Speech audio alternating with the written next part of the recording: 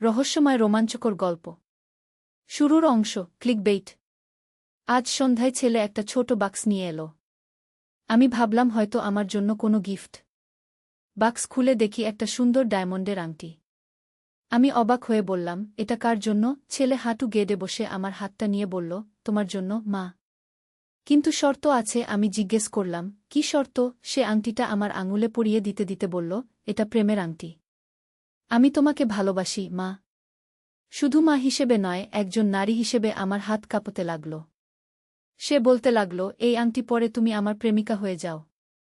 আমরা সবার সামনে প্রেমিক প্রেমিকা হিসেবে থাকব। আমি আংটিটা খুলে দিতে যাচ্ছিলাম। সে আমার হাত ধরে বলল, না মা, খুলো না। এটা আমাদের প্রতিশ্রুতির নিদর্শন। আমি তোমাকে বিয়ে করব, তুমি আমার স্ত্রী হও। আংটির ডায়মন্ডটা লাইটে চিকচিক করছিল। আমার মাথা ঘুরছিল। এই আংটি পরে আমি কি হয়ে যাব? বিশেষ ঘোষণা। এই গল্পটি সম্পূর্ণ শুনলে আপনাদের পানি অটোমেটিক বের হয়ে যাবে, সো যত দ্রুত সম্ভব হাতের কাছে টিস্যু নিয়ে বসে পড়ুন। বিছানার চাদর যেন নষ্ট না হয় সেটা সম্পূর্ণ খেয়াল রাখার অনুরোধ জানিয়ে গল্পটি এখন শুরু করব। তার আগের সর্বশেষ অনুরোধ, দয়া করে এমন পানি বের করার গল্প নিয়মিত শুনতে আমাদের চ্যানেলটি সকলেই সাবস্ক্রাইব করুন। ধন্যবাদ। পরিচয়। হ্যালো বন্ধুরা, আমার নাম মৌসুমী খান। আমার বয়স 40 বছর। আমার স্বামীর নাম তৌফিক খান, বয়স 43 বছর। আমাদের 2 সন্তান, রাহুল আর পূজা। রাহুল 18 বছর বয়সী, ভার্সিটিতে পড়ে।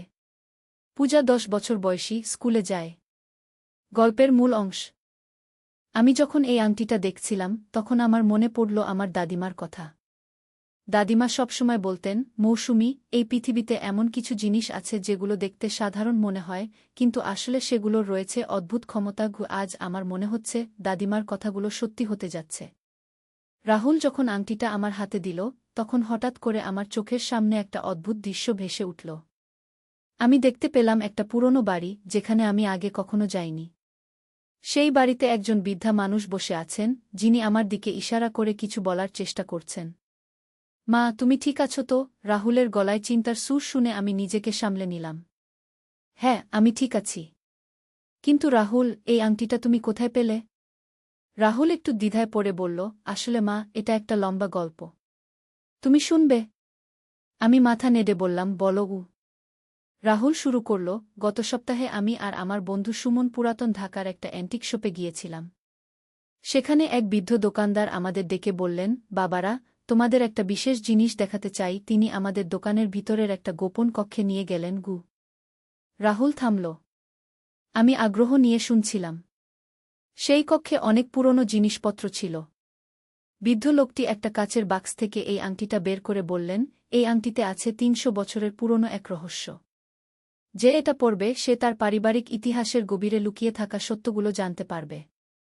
আমার গায়ে কাঁটা দিয়ে উঠল। তারপর বৃদ্ধ লোকটি বললেন, কিন্তু মনে রেখো, এই আংটি শুধুমাত্র সেই মানুষের জন্য যে সত্যিকারের রহস্য সমাধানে আগ্রহী এবং যার পরিবারে কোনো লুকানো গল্প আছে। মা, তোমার কি মনে হয় আমাদের পরিবারে কোনো লুকানো গল্প আছে? আমি চুপ করে থাকলাম। আসলে ছিল।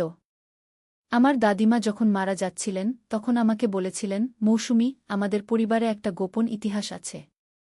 কিন্তু সময় এলে তুমি নিজেই জানতে পারবে। আংটিটা আমার হাতে নিয়ে আমি আবার সেই অদ্ভুত দৃশ্য দেখতে পেলাম। এবার আরও স্পষ্ট।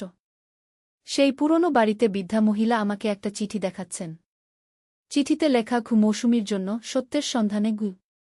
রাহুল, আমাদের এখনই সেই বৃদ্ধ দোকানদারের কাছে যেতে হবে। কেন মা? কারণ আমি মনে করি এই আংটি সত্যিই আমাদের পারিবারিক রহস্য উন্মোচন করতে সাহায্য করবে। পরদিন সকালে আমি আর রাহুল পুরাতন ঢাকায় রওনা দিলাম। তৌফিক অফিসে গিয়েছে, পূজা স্কুলে। আমি তাদের কিছু বলিনি, কারণ এখনও পুরো বিষয়টা পরিষ্কার নয়। অ্যান্টিক শপে পৌঁছে আমরা সেই বৃদ্ধ দোকানদারকে খুঁজলাম। দোকানের অন্য একজন কর্মচারী বললেন, আরে, আপনারা আব্দুল চাচার কথা বলছেন? তিনি আজ খুব সকালেই একটা চিঠি রেখে গেছেন। বলেছেন, যদি কোনো মহিলা এই আংটি নিয়ে আসেন তাহলে যেন চিঠিটা দিয়ে দেয়া। কর্মচারী আমাদের সেই চিঠি দিলেন। চিঠিতে লেখা ছিল, প্রিয় মৌসুমী, আমি জানতাম তুমি আসবে। তোমার দাদিমা রহিমা বেগম ছিলেন আমার বোন। আমরা দুইজনেই জানতাম আমাদের পরিবারের এক গভীর রহস্যের কথা। তোমার প্রপিতামহ ছিলেন একজন বিখ্যাত ট্রেজার হান্টার। তিনি মোগল আমলের একটা অমূল্য ধনভাণ্ডার খুঁজে পেয়েছিলেন। কিন্তু ব্রিটিশরা সেটা জানতে পেরে তার পিছনে লেগেছিল। তাই তিনি সেই ধনভাণ্ডার লুকিয়ে রেখে একটা ম্যাপ তৈরি করেছিলেন। সেই ম্যাপ আছে আমাদের পৈতৃক বাড়িতে সিলেটের গ্রামে। এই আংটি সেই ম্যাপের চাবিকাঠি। আংটির ভিতরের দিকে একটা গোপন কোড আছে। সেই কোড দিয়ে ম্যাপ পড়তে হবে। যদি তুমি সত্যিই এই রহস্য সমাধান করতে চাও, তাহলে সিলেটের কুড়িগ্রাম গ্রামের পুরনো জমিদার বাড়িতে যাও। সেখানে তোমার উত্তর পাবে। তোমার মামা আব্দুল রহিম গু। আমি আর রাহুল একে অপরের দিকে তাকিয়ে রইলাম। এ কি সম্ভব? আমাদের পরিবারে সত্যিই এমন রহস্য লুকিয়ে আছে? আংটিটা ভালো করে দেখলাম। সত্যিই ভিতরের দিকে কিছু অদ্ভুত চিহ্ন খোদাই করা। দেখতে আরবি বা ফার্সি ভাষার মতো লাগছে। মা, আমাদের কি সিলেট যাওয়া উচিত? আমি একটু ভাবলাম। তৌফিকের সাথে কথা বলা দরকার। কিন্তু এই রহস্য সমাধানের জন্য আমার খুব আগ্রহ হচ্ছে। সন্ধ্যায় বাড়ি ফিরে আমি তৌফিককে সব কিছু খুলে বললাম। প্রথমে সে একটু অবিশ্বাস করলেও পরে বলল, মৌসুমী, যদি সত্যিই এমন কিছু থেকে থাকে তাহলে আমাদের জানা উচিত। আমরা সবাই মিলে সিলেট যাব। পরের সপ্তাহে আমরা সবাই মিলে সিলেটের উদ্দেশ্যে রওনা দিলাম। পূজা খুব উৎসাহিত। সে বলছে, মা, আমরা কি সত্যি সত্যি ধনভাণ্ডার খুঁজে পাব? কুড়িগ্রাম গ্রামে পৌঁছে আমরা স্থানীয় লোকজনের কাছে জমিদার বাড়ির খোঁজ নিলাম। একজন বৃদ্ধ লোক বললেন, হ্যাঁ, সেই বাড়ি তো এখনও আছে। তবে অনেক বছর ধরে কেউ থাকে না। মানুষ বলে সেই বাড়িতে ভূত আছে গি। আমরা সেই বাড়িতে গেলাম। সত্যি একটা পুরনো বড়বাড়ি। অনেকটা ভাঙাচোরা অবস্থায়। কিন্তু দেখেই বোঝা যাচ্ছে একসময় খুব জমকালো ছিল। বাড়ির ভিতরে ঢুকতেই আমার আংটি হঠাৎ উষ্ণ হয়ে উঠল। রাহুল বলল, মা, দেখো, আংটিটা জ্বলজ্বল করছে গু। সত্যিই আংটির ডায়মন্ড এখন একটা নীল আলো ছড়াচ্ছে। সেই আলো একটা নির্দিষ্ট দিকে যাচ্ছে। আমরা সেই দিকে গেলাম। আলোটা আমাদের নিয়ে গেল বাড়ির পিছনের একটা পুরনো কূপের কাছে। কূপের পাশে একটা বড় পাথর আছে। পাথরের উপর কিছু লেখা খোদাই করা। তৌফিক পাথরটা ভালো করে দেখে বলল, এটা ফার্সি ভাষায় লেখা। আমার একটু ফার্সি জানা আছে। এখানে লেখা সত্যের সন্ধানীদের জন্য গুপ্তপথ। আমার আংটি আরও উজ্জ্বল হয়ে উঠল। হঠাৎ পাথরটা একটু সরে গেল, আর নিচে একটা গুপ্ত সিডির মুখ দেখা গেল। ওয়াও! পূজা চিৎকার করে উঠল। মা, এটা তো সিনেমার মতো। আমরা সবাই মিলে সেই গুপ্ত পথে নামলাম। মোবাইলের টর্চ জ্বালিয়ে এগিয়ে চললাম। নিচে একটা ছোট কক্ষ। সেই কক্ষের দেওয়ালে অনেক পুরনো চিত্রকর্ম আর লেখা। একটা পুরনো কাঠের টেবিলে একটা মোড়ানো কাগজ রাখা আছে। সেটা খুলে দেখি একটা পুরনো ম্যাপ। ম্যাপে অনেক জায়গার ছবি আর নিশানা। রাহুল ম্যাপটা দেখে বলল, মা, দেখো, এই জায়গাগুলো চিনতে পারছি। এটা সিলেটের বিভিন্ন এলাকার ম্যাপ। আমার আংটিকে ম্যাপের উপর ধরলাম। আংটির নীল আলো ম্যাপের একটা জায়গাকে স্পষ্ট করে দেখাল। সেখানে লেখা জাফলং এর গুপ্ত গুহা, চূড়ান্ত গন্তব্য।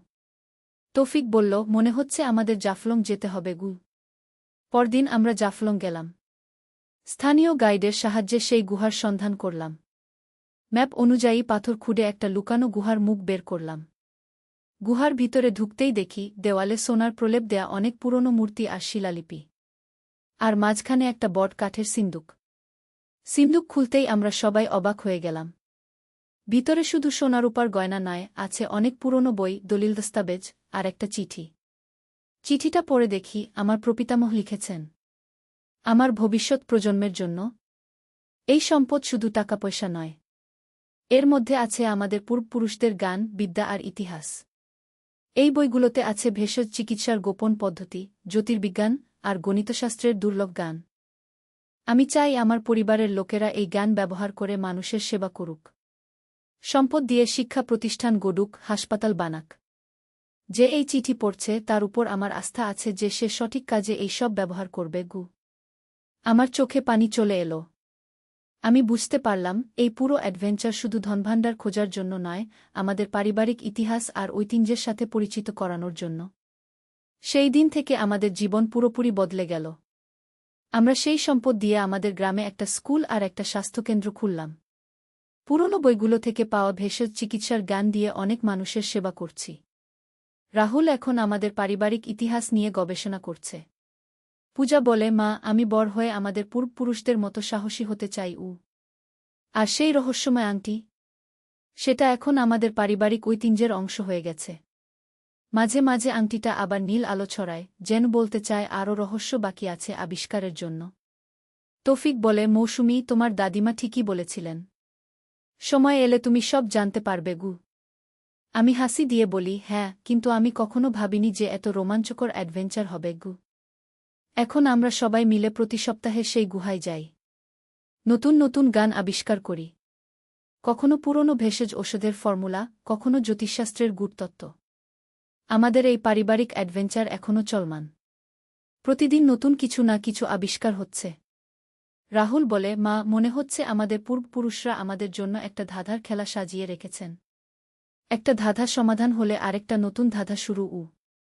গত মাসে আমরা আবিষ্কার করলাম যে আমাদের পূর্বপুরুষরা শুধু ধনভাণ্ডারই লুকিয়ে রাখেননি, তারা বিভিন্ন জায়গায় জ্ঞানবিজ্ঞানের গ্রন্থাগারও তৈরি করে রেখেছেন। পূজা এখন স্কুলে তার বন্ধুদের কাছে আমাদের রোমাঞ্চকর অভিজ্ঞতার গল্প বলে। তার টিচার বলেছেন, পূজা, তোমাদের পারিবারিক ইতিহাস সত্যিই অসাধারণ। আর আমি প্রতিদিন সেই আংটিটার দিকে তাকিয়ে ভাবি, কত রহস্য এখনও লুকিয়ে আছে, কত অজানা গল্প আমাদের জন্য অপেক্ষা করছে। তৌফিক গতকাল বলছিল, মৌসুমী, তুমি কি জানো, আমাদের এই অভিজ্ঞতা একটা বইয়ের মতো হয়ে গেছে। আমাদের এটা লিখে রাখা উচিত। আমি বললাম, হ্যাঁ, আমাদের পরবর্তী প্রজন্মের জন্য এই গল্প লিখে রাখা দরকার। রাহুল এখন ইউনিভার্সিটিতে ইতিহাস নিয়ে পড়াশোনা করছে। সে বলে, মা, আমি আমাদের পারিবারিক ইতিহাস নিয়ে একটা গবেষণাপত্র লিখব। আমাদের এই রোমাঞ্চকর যাত্রা যেন কখনো শেষ হয় না। প্রতিদিন নতুন কিছু না কিছু আবিষ্কার করছি, কখনো পুরনো মানচিত্র, কখনো গোপন সংকেত, কখনো আবার নতুন কোনো স্থানের ঠিকানা। গতকাল আমরা আবিষ্কার করলাম যে আমাদের পূর্বপুরুষ শুধু একজন ট্রেজার হান্টারই ছিলেন না, তিনি ছিলেন একজন বিখ্যাত জ্যোতির্বিদ। তার তৈরি একটা জ্যোতিষ যন্ত্র পেয়েছি, যেটা দিয়ে নাকি ভবিষ্যতের ভূমিকম্প আর প্রাকৃতিক দুর্যোগ সম্পর্কে আগে থেকে জানা যায়। রাহুল বলছিল, মা, এই যন্ত্রটা যদি সত্যিই কাজ করে, তাহলে আমরা অনেক মানুষের জীবন বাঁচাতে পারব। আমি বললাম, প্রথমে আমাদের এটার সত্যতা যাচাই করতে হবে। আমরা সেই যন্ত্রটা নিয়ে ঢাকা বিশ্ববিদ্যালয়ের ভূতত্ত্ব বিভাগে গেলাম। সেখানের অধ্যাপকরা দেখে অবাক হয়ে গেলেন। তারা বললেন, এটা তো অসাধারণ একটা যন্ত্র, আধুনিক বিজ্ঞানের সাথে পুরোপুরি মিলে যাচ্ছে। এখন আমরা সেই যন্ত্র দিয়ে আবহাওয়া পূর্বাভাস দিয়ে গ্রামের মানুষদের সাহায্য করছি। কৃষকরা জানতে পারছেন কখন বৃষ্টি হবে, কখন খরা আসবে। পূজা এখন স্কুলে বিজ্ঞান বিষয়ে খুব ভালো ফলাফল করছে, তার স্বপ্ন বিজ্ঞানী হওয়ার। সে বলে, মা, আমি বড় হয়ে আমাদের পূর্বপুরুষদের মতো নতুন নতুন আবিষ্কার করব। তৌফিক আজকাল খুব ব্যস্ত থাকে, আমাদের প্রতিষ্ঠিত স্কুল আর হাসপাতালের কাজ দেখভাল করতে হয়। তবে সে বলে, মৌসুমী, আমার জীবনে এত রোমাঞ্চ আগে কখনো ছিল না। সপ্তাহখানেক আগে আমাদের আংটি আবার অদ্ভুত আচরণ করতে শুরু করেছে। এবার সেটা লাল আলো ছড়াচ্ছে। আমরা বুঝতে পারছি নতুন কোনো রহস্য আমাদের জন্য অপেক্ষা করছে। রাহুল গবেষণা করে জানতে পেরেছে যে লাল আলোর অর্থ হচ্ছে খুব বিপদের সংকেত। মনে হচ্ছে আমাদের পূর্বপুরুষরা কোনো বিপদ সম্পর্কে আমাদের সাবধান করতে চাইছেন। গতকাল রাতে আমার স্বপ্নে দেখলাম সেই বৃদ্ধা মহিলা আবার এসেছেন। এবার তিনি আমাকে বলছেন, মৌসুমী, তোমাদের পরিবারের শত্রুরা জেগে উঠেছে, সাবধান হয়ে থেকো। আমি ঘুম থেকে উঠে তৌফিককে সব বললাম। সে বলল, এটা শুধু স্বপ্ন হতে পারে, কিন্তু সাবধান থাকাই ভালো। আজ সকালে আমাদের বাড়িতে একজন অপরিচিত লোক এসেছিল। সে বলছিল, আমাদের আবিষ্কৃত ধনভাণ্ডারের কথা সে জানে। সে আমাদের একটা প্রস্তাব দিয়েছে, আপনারা যদি আমাদের সাথে অংশীদারিত্বে যান, তাহলে আমরা আরও বড় আকারে এই ব্যবসা করতে পারি। আমি আর তৌফিক তাকে স্পষ্ট করে বলেছি, আমরা কোনো ব্যবসার জন্য এই কাজ করি না, আমরা মানুষের সেবার জন্য করি। লোকটা যাওয়ার সময় একটু রাগান্বিত ভাব দেখিয়েছে। আমার মনে হচ্ছে এই লোক আর তার সাথীরা আমাদের জন্য সমস্যা হতে পারে। আমি সিদ্ধান্ত নিয়েছি, আমাদের সব গুরুত্বপূর্ণ নথিপত্র আর আবিষ্কার নিরাপদ জায়গা রাখতে হবে। আমরা একটা গোপন ভল্ট তৈরি করেছি আমাদের বাড়ির নিচে। রাহুল বলছিল, মা, আমার মনে হয় আমাদের একটা সিকিউরিটি সিস্টেম তৈরি করা দরকার। আমি বললাম, তুমি ঠিকই বলেছ, আমাদের সাবধান থাকতে হবে। পূজাকে আমরা এসব বিষয়ে খুব বেশি কিছু বলি না। কিন্তু সে বুঝদার মেয়ে, সব কিছু টের পায়। গতকাল সে আমাকে জিজ্ঞেস করল, মা, আমাদের কি কোনো বিপদ আছে? আমি তাকে আশ্বস্ত করে বললাম, না বাবা, কোনো বিপদ নেই। আমরা শুধু সাবধান থাকছি। তবে আমার মন বলছে আমাদের এই রোমাঞ্চকর যাত্রায় নতুন একটা অধ্যায় শুরু হতে যাচ্ছে। হয়তো এবার আমাদের সাহসের পরীক্ষা হবে। আংটি এখনও লাল আলো ছড়াচ্ছে। মনে হচ্ছে এটা আমাদের কিছু একটা বলার চেষ্টা করছে। আমি ঠিক করেছি, আগামীকাল আমরা আবার সেই গুহায় যাব। হয়তো সেখানে নতুন কোনো সংকেত পাব। আমাদের এই পারিবারিক অ্যাডভেঞ্চার যেন একটা অন্তহীন গল্প হয়ে গেছে। প্রতিদিন নতুন রহস্য, নতুন উত্তেজনা। তৌফিক বলে, মৌসুমী, আমাদের জীবন এখন একটা রোমাঞ্চকর উপন্যাসের মতো হয়ে গেছে কি? আমি হেসে বলি, হ্যাঁ, কিন্তু এটা সত্যিকারের জীবন। আর আমি এই জীবনকে ভালোবাসি। যাই হোক, আমাদের এই গল্প এখানেই শেষ নয়। এটা তো শুধু শুরু।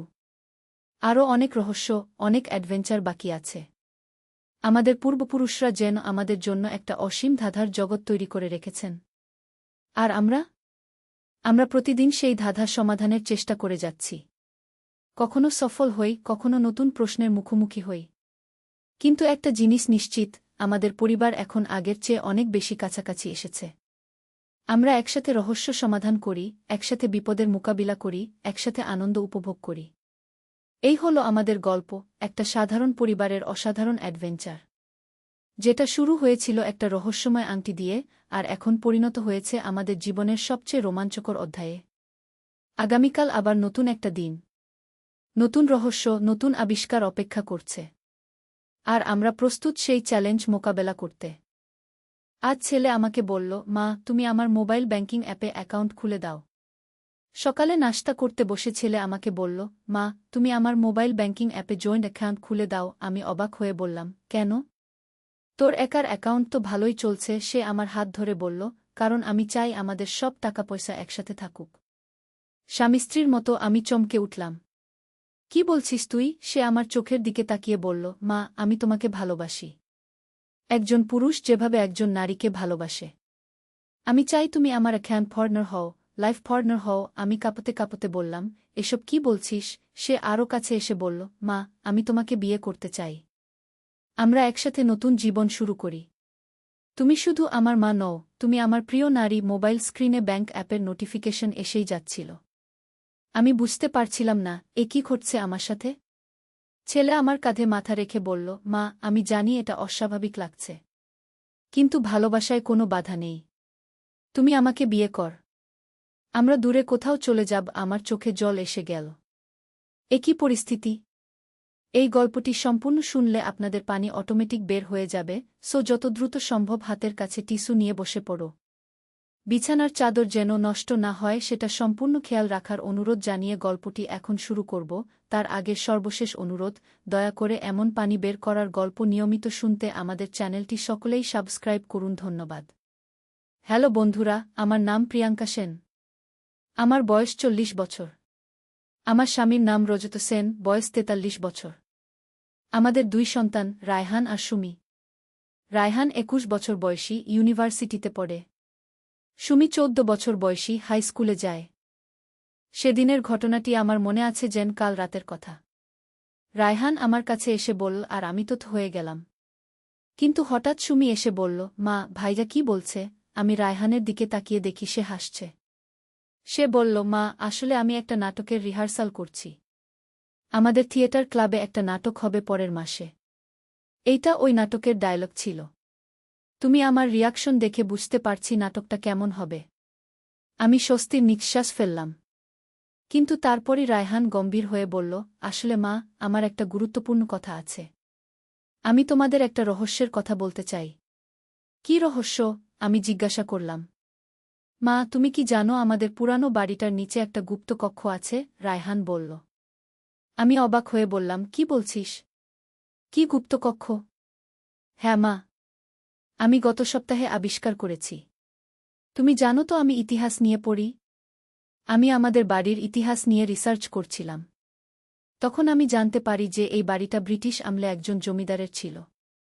সেই জমিদার এখানে তার গুপ্ত ধনসম্পদ লুকিয়ে রেখেছিলেন। সুমি উত্তেজিত হয়ে বলল, সত্যি? তাহলে আমরা ধনী হয়ে যাব। রায়হান হেসে বলল, সেটাই দেখতে হবে। কিন্তু আমি একা সেখানে যেতে ভয় পাচ্ছি। তোমরা আমার সাথে আসবে?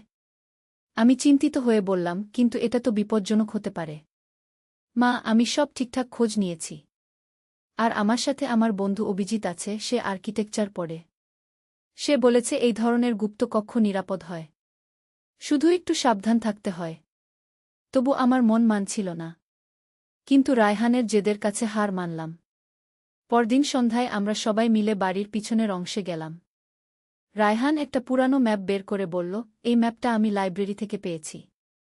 এর মতে গুপ্ত দরজাটা এই দেয়ালের পিছনে। আমরা দেয়ালটা পরীক্ষা করতে লাগলাম।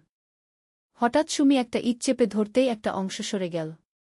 আমরা সবাই চমকে গেলাম। ওয়াও! এটা তো সিনেমার মতো, সুমি উল্লাসে চিৎকার করল। ভিতরে একটা সরু সিঁড়ি নিচের দিকে নেমে গেছে। রায়হান টর্চলাইট জ্বালিয়ে প্রথমে নামল। তারপর আমরা সবাই একে একে নামলাম। নিচে নেমে দেখি একটা ছোট কক্ষ। দেয়ালে অনেক পুরানো ছবি ঝুলানো। মেঝেতে একটা কাঠের বাক্স রাখা। এটাই নিশ্চয়ই ধনসম্পদের বাক্স, রায়হান উত্তেজিত হয়ে বলল। কিন্তু বাক্সটা খুলতেই আমরা হতবাক হয়ে গেলাম। সেখানে সোনাদানা নেই, আছে কিছু পুরানো চিঠি আর একটা ডায়েরি।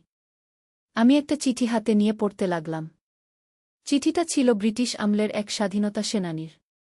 তিনি এই বাড়িতে লুকিয়ে থেকে ব্রিটিশদের বিরুদ্ধে কাজ করতেন। এই গুপ্ত কক্ষটি ছিল তার আস্তানা। ডায়েরিটা খুলে দেখি সেখানে লেখা আছে সেই সময়কার অনেক গুরুত্বপূর্ণ তথ্য। এমনকি কিছু নামও আছে যেগুলো ইতিহাসে খুঁজে পাওয়া যায় না।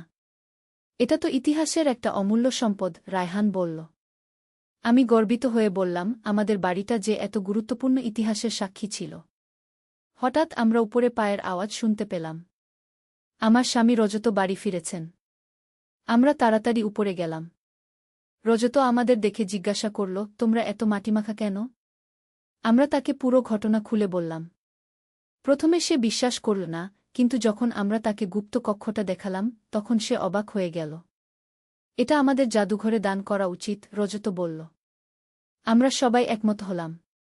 পরের দিন আমরা স্থানীয় ইতিহাস জাদুঘরের কিউরেটরের সাথে যোগাযোগ করলাম। কিউরেটর এসে দেখে বললেন, এটা অসাধারণ। এই ডায়েরি আর চিঠিগুলো আমাদের স্বাধীনতা সংগ্রামের ইতিহাসে নতুন অধ্যায় যোগ করবে। আমরা সব কিছু জাদুঘরে দান করে দিলাম। বিনিময়ে জাদুঘর থেকে আমাদের একটা সম্মাননাপত্র দেওয়া হল। এমনকি স্থানীয় পত্রিকায় আমাদের ছবি ছাপা হল। রায়হান এই আবিষ্কারের জন্য তার ইউনিভার্সিটিতে একটা বিশেষ পুরস্কার পেল। তার প্রফেসর বললেন, তুমি একজন সত্যিকারের ইতিহাসবিদ হবে। সুমি তার স্কুলে এই গল্প বলে সবার মধ্যে হিরো হয়ে গেল। তার বন্ধুরা আমাদের বাড়িতে এসে গুপ্ত কক্ষটা দেখে যেত। কিন্তু গল্প এখানেই শেষ নয়। কয়েক সপ্তাহ পরে জাদুঘরের কিউরেটর আমাদের ফোন করলেন। আপনারা যে ডায়েরিটা দিয়েছিলেন সেখানে একটা ধাঁধা আছে। যদি এই ধাঁধার সমাধান করা যায়, তাহলে হয়তো আরও বড় কোনো রহস্যের সন্ধান পাওয়া যেতে পারে। আমরা আগ্রহী হয়ে জাদুঘরে গেলাম। কিউরেটর ডায়েরির একটা পাতা দেখালেন যেখানে একটা জটিল ধাঁধা লেখা আছে।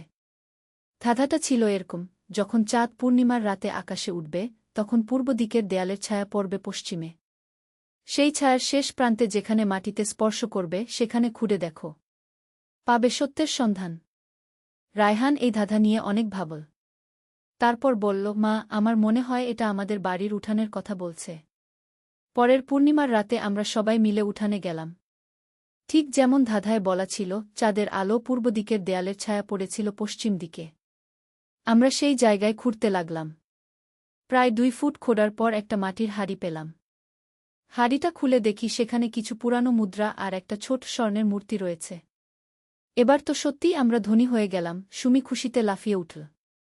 কিন্তু রায়হান বলল, না সুমি, এগুলোও আমরা জাদুঘরে দান করে দেব। এগুলো আমাদের দেশের ঐতিহ্য।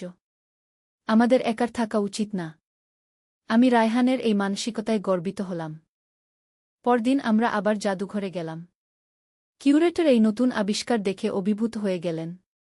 এই মুদ্রাগুলো মুঘল আমলের। আর এই স্বর্ণমূর্তিটি তো অমূল্য। এটা প্রায় 500 বছরের পুরানো। জাদুঘর কর্তৃপক্ষ আমাদের আরেকটা বিশেষ সম্মাননা দিল। এমনকি তারা আমাদের বাড়িটাকে ঐতিহাসিক স্থান হিসেবে ঘোষণা করার প্রস্তাব দিল। রজত বলল, এটা আমাদের পরিবারের জন্য অনেক সম্মানের ব্যাপার। কিন্তু এর পরেও আরও রহস্য বাকি ছিল। একদিন রায়হান আমাকে বলল, মা, আমি গুপ্তকক্ষে আরও ভালো করে খুঁজেছি। সেখানে দেয়ালে একটা অদ্ভুত চিহ্ন আছে। আমরা আবার গুপ্তকক্ষে গেলাম। রায়হান দেয়ালের একটা অংশে হাত রেখে বলল, এখানে দেখো, এই চিহ্নটা। চিহ্নটা দেখে মনে হচ্ছিল যেন একটা তালা। রায়হান চিহ্নটায় চাপ দিতেই একটা গোপন খিলান খুলে গেল। ভিতরে একটা লম্বা গলিপথ। আমরা সাহস করে ভিতরে ঢুকলাম। গলিপথটা অনেক দূর পর্যন্ত গেছে। প্রায় 10 মিনিট হাঁটার পর আমরা একটা বড়হোল ঘরে পৌঁছলাম। সেখানে অনেক পুরানো বই আর পাণ্ডুলিপি রাখা। এটা তো একটা গোপন লাইব্রেরি, রায়হান অবাক হয়ে বলল। আমি একটা বই হাতে নিয়ে দেখি সেটা হস্তলিখিত। খুবই দামি কাগজে লেখা। ভাষাটা পুরানো বাংলা। রায়হান বলল, মা, এগুলো নিশ্চয়ই সেই স্বাধীনতা সেনানীর সংগ্রহ। তিনি ইতিহাসের একজন পণ্ডিত মানুষও ছিলেন। আমরা সেখানে অনেক দুর্লভ বই পেলাম। এমনকি কিছু বিদেশি ভাষার বইও ছিল। এই আবিষ্কারের পর আমাদের বাড়িটা সত্যিই ঐতিহাসিক স্থান হিসেবে ঘোষিত হল। সরকার থেকে আমাদের বাড়িটার যত্ন নেওয়ার জন্য একজন কেয়ারটেকার নিযুক্ত করা হল। আমাদের বাড়িতে এখন প্রতিদিন ইতিহাসপ্রেমী মানুষেরা আসেন। স্কুল কলেজের ছাত্রছাত্রীরা এখানে এসে আমাদের দেশের ইতিহাস সম্পর্কে জানেন। রায়হান এখন ইতিহাস বিভাগে মাস্টার্স করছে। তার স্বপ্ন একজন বিখ্যাত ইতিহাসবিদ হওয়ার। সুমিও এই ঘটনার পর ইতিহাসে খুব আগ্রহী হয়ে উঠেছে। সে বলে, আমিও বড় হয়ে ভাইয়ার মতো ইতিহাস নিয়ে কাজ করব। আমার স্বামী রজত এখন আমাদের বাড়ির ইতিহাস নিয়ে একটা বই লিখছেন। তিনি বলেছেন, আমাদের এই আবিষ্কারের গল্প সবার জানা উচিত। আর আমি গর্বিত যে আমার পরিবার দেশের ইতিহাস সংরক্ষণে অবদান রাখতে পেরেছে। কিন্তু সবচেয়ে মজার ব্যাপার হল, সেই যে শুরুতে রায়হান আমাকে জয়েন্ট অ্যাকাউন্ট খোলার কথা বলেছিল, সেটা আসলে সত্যিই দরকার হয়েছিল। জাদুঘর থেকে আমাদের যে সম্মানী দিয়েছে, সেটা একটা জয়েন্ট অ্যাকাউন্ট-এ রাখতে হয়েছিল যাতে আমাদের পরিবারের সবাই সেই টাকা দিয়ে ইতিহাস গবেষণার কাজে ব্যয় করতে পারি। রায়হান হেসে বলল, দেখলে মা, আমার জয়েন্ট অ্যাকাউন্ট খোলার আইডিয়াটা শেষ পর্যন্ত কাজে লেগেছে। আজ যখন আমি এই পুরো ঘটনার কথা ভাবি, তখন মনে হয় জীবনে কত অপ্রত্যাশিত সুন্দর জিনিস ঘটতে পারে। আমরা ভেবেছিলাম শুধু টাকার কথা, কিন্তু পেলাম দেশের ইতিহাসের অমূল্য নিদর্শন। আমাদের পরিবারটা এখন আগের চেয়ে অনেক বেশি একসাথে। আমরা সবাই মিলে ইতিহাস নিয়ে গবেষণা করি, নতুন নতুন জিনিস আবিষ্কার করার চেষ্টা করি। রায়হানের বন্ধু অভিজিৎ এখন আমাদের বাড়ির নিয়মিত অতিথি। সে আর্কিটেকচারের ছাত্র হিসেবে আমাদের বাড়ির গঠন নিয়ে গবেষণা করছে। সুমির স্কুলের বন্ধুরা এখন আমাদের বাড়িকে ট্রেজার হাউস বলে ডাকে। সুমি এই নামে খুশি। আর আমি আর রজত, আমরা বুঝতে পারছি যে আমাদের সন্তানেরা কত মেধাবী আর দেশপ্রেমিক। এই গল্পের মাধ্যমে আমি বুঝেছি যে পরিবারের সবাই যখন একসাথে কোনো ভালো কাজে অংশ নেয়, তখন সেটা শুধু নিজেদের জন্যই ভালো না, সমাজের জন্যও ভালো। আজও যখন আমি আমাদের বাড়ির গুপ্তকক্ষে যাই, তখন মনে হয় যেন আমি অতীতের সাথে কথা বলছি। সেই স্বাধীনতা সেনানীর আত্মার সাথে। আমার বিশ্বাস, তিনি আমাদের উপর খুশি আছেন যে আমরা তার রেখে যাওয়া ইতিহাসের যত্ন নিচ্ছি। এই ঘটনা আমাদের পরিবারে নতুন এক মাত্রা যোগ করেছে। আমরা এখন শুধু একটা পরিবার নই, আমরা একটা ঐতিহাসিক পরিবার। রায়হান এখন স্থানীয় ইতিহাস সোসাইটির সদস্য। সে নিয়মিত লেকচার দেয় কিভাবে ঘরে বসে ইতিহাসের গবেষণা করা যায়। সুমি তার স্কুলে একটা ইতিহাস ক্লাব চালু করেছে। তারা প্রতি সপ্তাহে আমাদের বাড়িতে এসে মিটিং করে। রজত তার বই লেখা শেষ করেছেন। বইটির নাম দিয়েছেন গুপ্তকক্ষের রহস্য। প্রকাশক বলেছেন এই বই অনেক জনপ্রিয় হবে। আর আমি এখন স্থানীয় মহিলা সংস্থার সভাপতি। আমি অন্যান্য মহিলাদের উৎসাহিত করি যেন তারাও তাদের বাড়িঘরের ইতিহাস নিয়ে গবেষণা করেন। কয়েক মাস পর আমাদের বাড়িতে আরেকটি চমকপ্রদ ঘটনা ঘটল। একদিন সকালে আমি দেখি আমাদের বাগানে একটি পুরানো কুয়া আছে যেটা আমরা আগে খেয়াল করিনি। কুয়াটা লতাপাতায় ঢেকে ছিল। রায়হান বলল, মা, এই কুয়াটাও নিশ্চয়ই কোনো রহস্য লুকিয়ে আছে। আমরা কুয়াটা পরিষ্কার করতে লাগলাম। কুয়ার ভিতরে পানি ছিল না, বরং একটা সিঁড়ি নিচে নেমে গেছে। এটা তো আরেকটা গুপ্ত পথ, সুমি উত্তেজিত হয়ে বলল। আমরা সিঁড়ি দিয়ে নিচে নামলাম। সেখানে একটা বিশাল ভূগর্ভস্থ কক্ষ। দেয়াল জুড়ে অনেক চিত্রকর্ম আঁকা। রজত বলল, এইগুলো তো অসাধারণ চিত্রকর্ম। এগুলো নিশ্চয়ই সেই জমিদারের আমলের। চিত্রগুলোতে সেই সময়কার মানুষের জীবনযাত্রার ছবি আঁকা ছিল। কৃষক, তাঁতি, কামার, কুমার, সবার ছবি। আমি একটা চিত্র দেখে অবাক হয়ে গেলাম। সেখানে একজন মহিলাকে দেখানো হয়েছে যিনি মানুষদের চিকিৎসা করছেন। এই মহিলাটি নিশ্চয়ই একজন ডাক্তার ছিলেন, আমি বললাম। রায়হান ভালো করে দেখে বলল, হ্যাঁ মা। আর দেখো, এই চিত্রের নিচে কিছু লেখা আছে। আমরা পরে দেখলাম সেখানে লেখা, রানী কমলা দেবী, গ্রামের সেবিকা। মানে এই এলাকায় একজন মহিলা ডাক্তার ছিলেন যিনি গরিব মানুষদের সেবা করতেন। আমি গর্বের সাথে বললাম। সুমি বলল, তাহলে তো আমাদের এলাকার মহিলাদের একটা গৌরবময় ইতিহাস আছে। আমি সিদ্ধান্ত নিলাম এই তথ্যটা আমাদের মহিলা সংস্থায় শেয়ার করব। অন্য মহিলারাও জানুক যে আমাদের পূর্বপুরুষ মহিলারা কত উন্নত ছিলেন। পরের দিন আমি মহিলা সংস্থার মিটিংয়ে এই আবিষ্কারের কথা বললাম। সবাই অবাক হয়ে গেল। সংস্থার সদস্য রীতা বলল, প্রিয়াঙ্কা, এই তথ্য দিয়ে আমরা একটা প্রদর্শনী করতে পারি। আমরা সিদ্ধান্ত নিলাম একটা নারী ইতিহাস প্রদর্শনী করব। আমাদের বাড়িতেই এই প্রদর্শনী হবে। রায়হান আমাদের সাহায্য করল প্রদর্শনীর জন্য তথ্য সংগ্রহ করতে। সে জানতে পারল যে রানী কমলা দেবী শুধু ডাক্তারই ছিলেন না, তিনি একজন শিক্ষিকাও ছিলেন। প্রদর্শনীর দিন অনেক মানুষ এসেছিল। এমনকি পাশের জেলা থেকেও মানুষ এসেছিল।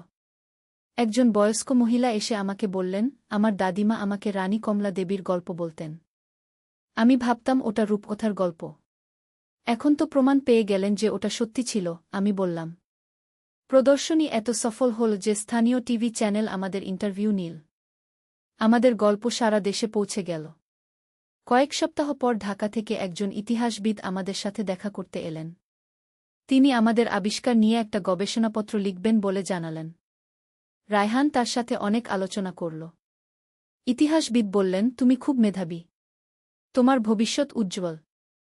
এদিকে সুমি তার স্কুলে ইয়ং হিস্টোরিয়ান পুরস্কার পেল। সে আমাদের পারিবারিক আবিষ্কারের উপর একটা প্রেজেন্টেশন দিয়েছিল। রজতের বই প্রকাশ হওয়ার পর অনেক পাঠক আমাদের বাড়িতে আসতে শুরু করল। আমাদের বাড়ি এখন একটা পর্যটন স্থান হয়ে উঠেছে। আমি সিদ্ধান্ত নিলাম আমাদের বাড়িতে একটা ছোট ক্যাফে খুলব, যেখানে দর্শনার্থীরা চা-নাশতা করতে পারবেন আর আমাদের আবিষ্কারের গল্প শুনতে পারবেন। ক্যাফেটা খোলার পর আমাদের আয় বেড়ে গেল। আমরা সেই আয় দিয়ে আরও ইতিহাস গবেষণায় বিনিয়োগ করলাম। রায়হান এখন একটা ইউটিউব চ্যানেল চালু করেছে যেখানে সে ইতিহাসের গল্প বলে। তার চ্যানেলে হাজার হাজার সাবস্ক্রাইবার। সুমিও তার ভাইয়ার সাথে মাঝে মাঝে ভিডিও বানা। তার স্কুলের বন্ধুরা তাকে ইতিহাসের রানী বলে ডাকে। রজত তার দ্বিতীয় বই লিখছেন। এবারের বিষয় রানী কমলা দেবীর জীবনী। তিনি বিভিন্ন জায়গা থেকে তথ্য সংগ্রহ করছেন। আমি এখন স্থানীয় ইতিহাস কমিটির একজন সদস্য। আমাদের এলাকার অন্যান্য ঐতিহাসিক স্থান খুঁজে বের করা আমার কাজ। গত মাসে আমরা আরেকটি পুরানো বাড়িতে একটা গুপ্ত সুড়ঙ্গ পেয়েছি। সেটা নিয়েও গবেষণা চলছে। আমাদের পরিবারের এই সাফল্য দেখে এলাকার অন্যান্য পরিবারও তাদের বাড়িঘরের ইতিহাস নিয়ে আগ্রহী হয়ে উঠেছে। গত সপ্তাহে আমাদের পাশের বাড়ির রহিম চাচা একটা পুরানো তলোয়ার পেয়েছেন তার মাচার নিচে। সেটাও মুঘল আমলের বলে মনে করা হচ্ছে। আমাদের এলাকা এখন হেরিটেজ ভিলেজ হিসেবে পরিচিত। সরকার এখানে একটা হেরিটেজ মিউজিয়াম বানানোর কথা ভাবছে। আমি যখন এই সব অগ্রগতির কথা ভাবি, তখন মনে পড়ে যায় সেই দিনের কথা যেদিন রায়হান আমাকে জয়েন্ট অ্যাকাউন্ট খোলার কথা বলেছিল। সেদিন আমি ভেবেছিলাম এটা একটা সাধারণ ব্যাংকিং বিষয়। কিন্তু আসলে সেটাই ছিল আমাদের এই অসাধারণ যাত্রার শুরু। আজ আমি বুঝতে পারি যে জীবনে কখন কী ঘটবে তা কেউ জানে না। একটা ছোট ঘটনা থেকে কত বড় পরিবর্তন আসতে পারে। আমাদের পরিবার এখন শুধু আমাদের নিজেদের জন্য নয়, সমাজের জন্য কাজ করছে। আমরা আমাদের ইতিহাস সংরক্ষণ করছি, নতুন প্রজন্মের কাছে পৌঁছে দিচ্ছি। রায়হান এখন বলে, মা, আমার সেই জয়েন্ট অ্যাকাউন্টের আইডিয়া কেমন ছিল? আমি হেসে বলি, খুবই ভালো ছিল। তবে যা পেয়েছি তা টাকার চেয়ে অনেক বেশি মূল্যবান। সত্যিই, আমরা টাকার পরিবর্তে পেয়েছি ইতিহাস, গর্ব, সম্মান আর একটা উদ্দেশ্যময় জীবন। আজ যখন আমি আমাদের বাড়ির গুপ্ত কক্ষে বসে এই গল্প লিখছি, তখন মনে হচ্ছে যেন আমি একটা স্বপ্নের মধ্যে আছি। কিন্তু এটা কোনো স্বপ্ন নয়, এটা আমাদের বাস্তব জীবন। একটা জীবন যা ইতিহাসের সাথে মিশে গেছে। আমাদের এই গল্প শুনে অনেকেই অনুপ্রাণিত হয়েছেন। তারাও তাদের নিজেদের ইতিহাস খুঁজে বের করার চেষ্টা করছেন। আমি বিশ্বাস করি প্রতিটা বাড়ির, প্রতিটা পরিবারের নিজস্ব একটা ইতিহাস আছে। শুধু সেটা খুঁজে বের করার অধৈর্য আর সাহস থাকতে হয়। আমাদের গল্পটা এখানেই শেষ। তবে আমাদের যাত্রা শেষ নয়। আমরা এখনও নতুন নতুন আবিষ্কারের অপেক্ষায় আছি। কে জানে আগামীকাল আবার কী রহস্য আমাদের জন্য অপেক্ষা করছে। আমরা প্রস্তুত সেই রহস্যের মুখোমুখি হতে। আর হ্যাঁ, রায়হানের সেই জয়েন্ট অ্যাকাউন্টটা এখনও আছে। সেখানে আমরা আমাদের সব আয় জমা রাখি আর ইতিহাস গবেষণায় খরচ করি। এভাবেই আমাদের পরিবারের একটি নতুন অধ্যায় শুরু হয়েছে, ইতিহাসের অভিভাবক হিসেবে। নূরের সন্ধান। একটি ইসলামিক গল্প। প্রথম অধ্যায়, অন্ধকারের মাঝে। বাগদাদের এক প্রত্যন্ত এলাকায় বাস করত ইউসুফ নামে এক যুবক। তার বয়স মাত্র ২০ বছর, কিন্তু জীবনের কঠিন পরীক্ষা তাকে অনেক পরিপক্ব করে তুলেছিল। ছোটবেলায় পিতামাতা উভয়কেই হারিয়ে সে একা বড় হয়েছিল তার দাদাজানের কাছে। দাদাজান ছিলেন একজন নেককার বৃদ্ধ মানুষ। তিনি ইউসুফকে কুরআন হাদিসের শিক্ষা দিয়েছিলেন, নামাজ রোজার গুরুত্ব বুঝিয়েছিলেন। কিন্তু গত বছর দাদাজানও চলে গেছেন আল্লাহর কাছে। এখন ইউসুফ একেবারেই একা। একাকিত্বের যন্ত্রণা ইউসুফ ধীরে ধীরে দিনের পথ থেকে দূরে সরে যেতে লাগল। নামাজ ছুটে যেত, কুরআন তিলাওয়াত বন্ধ হয়ে গেল। রোজগারের জন্য সে বাজারে একটা ছোট দোকানে কাজ নিল, কিন্তু সেখানকার পরিবেশও ভাল ছিল না। সহকর্মীরা সবসময় গীবত, পরনিন্দা আর অশ্লীল কথাবার্তা মত্ত থাকত। দিন যতই যেতে লাগল, ইউসুফের মনে অশান্তি ততই বাড়তে লাগল। রাতে ঘুম আসত না, খাবারে স্বাদ পেত না। মনে হতো যেন জীবনটাই অর্থহীন। সে ভাবতে লাগল, কেন আল্লাহ আমার সবকিছু কেড়ে নিলেন? আমার কি কোনো অপরাধ ছিল? এক শুক্রবার সন্ধ্যায় ইউসুফ বসেছিল তার ছোট্ট ঘরের জানালার পাশে। বাইরে বৃষ্টি পড়ছিল। হঠাৎ তার কানে এল আয়ানের সুমধুর আওয়াজ। মাগরিবের আয়ান। সেই পরিচিত সুরে তার মন কেমন যেন করে উঠল। দাদাজানের কথা মনে পড়ে গেল। দাদাজান সব সময় বলতেন, বেটা, যখন জীবনে অন্ধকার নেমে আসবে, তখন আল্লাহর কাছেই ফিরে যেতে হবে। তিনিই একমাত্র যিনি সব দুঃখকষ্টের সমাধান দিতে পারেন গো। দ্বিতীয় অধ্যায়, প্রথম আলো। পরদিন শনিবার। ইউসুফ স্বপ্নে দেখল তার দাদাজান তাকে ডাকছেন, ইউসুফ, তুমি পথ হারিয়ে ফেলেছ। আল্লাহর রহমত থেকে নিরাশ হজো না। তিনি অবশ্যই তোমার জন্য একটা পথ বের করে দেবেন। কিন্তু তোমাকে আগে তার কাছে ফিরে যেতে হবে গু। স্বপ্ন দেখে ইউসুফের মন ভাল হয়ে গেল। সে ফজরের আয়ানের আগেই উঠে পড়ল। অজু করে নামাজ পড়ল। কতদিন বাদে। নামাজ শেষে সে দোয়া করল, হে আল্লাহ, আমি পথ হারিয়ে ফেলেছি। আমাকে সঠিক পথ দেখান। আমার জীবনে নূর দান করুন গু। সেদিন দোকানে গিয়ে ইউসুফ লক্ষ্য করল, একজন বয়স্ক লোক দোকানের সামনে দাঁড়িয়ে কিছু খুঁজছেন। তার পোশাক আশাক দেখে মনে হচ্ছিল তিনি দিনদার মানুষ। লম্বা দাড়ি, সাদা পোশাক, মাথায় সাদা টুপি। আসসালামু আলাইকুম ভাই, বৃদ্ধ লোকটি ইউসুফকে সালাম দিলেন। ওয়া আলাইকুমুসসালাম, ইউসুফ জবাব দিল। কতদিন বাদে কেউ তাকে সালাম দিল। ভাই, এই এলাকায় কোনো ভাল মসজিদ আছে কিনা জানেন? আমি নতুন এসেছি। ইউসুফ তাকে কাছের মসজিদের ঠিকানা দিয়ে দিল। লোকটি চলে যাওয়ার সময় বললেন, ভাই, আপনি কি নামাজ পড়েন? এই প্রশ্নে ইউসুফ কেমন যেন লজ্জা পেল। হ্যাঁ, পড়ি। তবে মাঝে মাঝে ছুটে যায়। কোনো ব্যাপার নেই। আল্লাহ তাওবাকারীদের ভালোবাসেন। আপনি যদি চান, আমার সাথে মাগরিবের নামাজ পড়তে পারেন গু। ইউসুফ রাজি হয়ে গেল। তৃতীয় অধ্যায়, নতুন বন্ধু। সন্ধ্যায় মসজিদে গিয়ে ইউসুফ দেখল বৃদ্ধ লোকটি ইতিমধ্যে জামাতের জন্য অপেক্ষা করছেন। তার নাম উস্তাদ আব্দুর রহমান। তিনি অনেক বছর ধরে ইসলামিক শিক্ষা নিয়ে কাজ করছেন। নামাজের পর উস্তাদ আব্দুর রহমান ইউসুফকে বললেন, ভাই, আপনার চোখে মুখে একটা দুঃখের ছায়া দেখতে পাচ্ছি। কোনো সমস্যা থাকলে বলতে পারেন। হয়তো কোনো সাহায্য করতে পারি। ইউসুফ প্রথমে দ্বিধা করল। কিন্তু উস্তাদের আন্তরিকতা দেখে সে তার সব কথা খুলে বলল। পিতামাতার মৃত্যু, দাদাজানের চলে যাওয়া, একাকিত্ব, দিন থেকে দূরে সরে যাওয়া, সব। উস্তাদ আব্দুর রহমান ধৈর্য ধরে সব শুনলেন। তারপর বললেন, ভাই ইউসুফ, আপনি ভাবছেন আল্লাহ আপনাকে পরীক্ষা করছেন। কিন্তু আসলে তিনি আপনাকে তৈরি করছেন আরও বড় কিছুর জন্য। কি রকম? দেখুন, হরত ইউসুফ এর কথা। তার ভাইয়েরা তাকে কূপে ফেলে দিল। তাকে দাস হিসেবে বিক্রি করা হল। তারপর মিথ্যা অভিযোগে জেলে দেওয়া হল। কিন্তু শেষ পর্যন্ত আল্লাহ তাকে মিশরের শাসক বানিয়ে দিলেন। কেন? কারণ প্রতিটি পরীক্ষা তাকে আরও শক্তিশালী করেছিল। ইউসুফের চোখে পানি এসে গেল। কিন্তু উস্তাদ, আমি তো তার মতো নবী নই। আমি একজন সাধারণ মানুষ গো।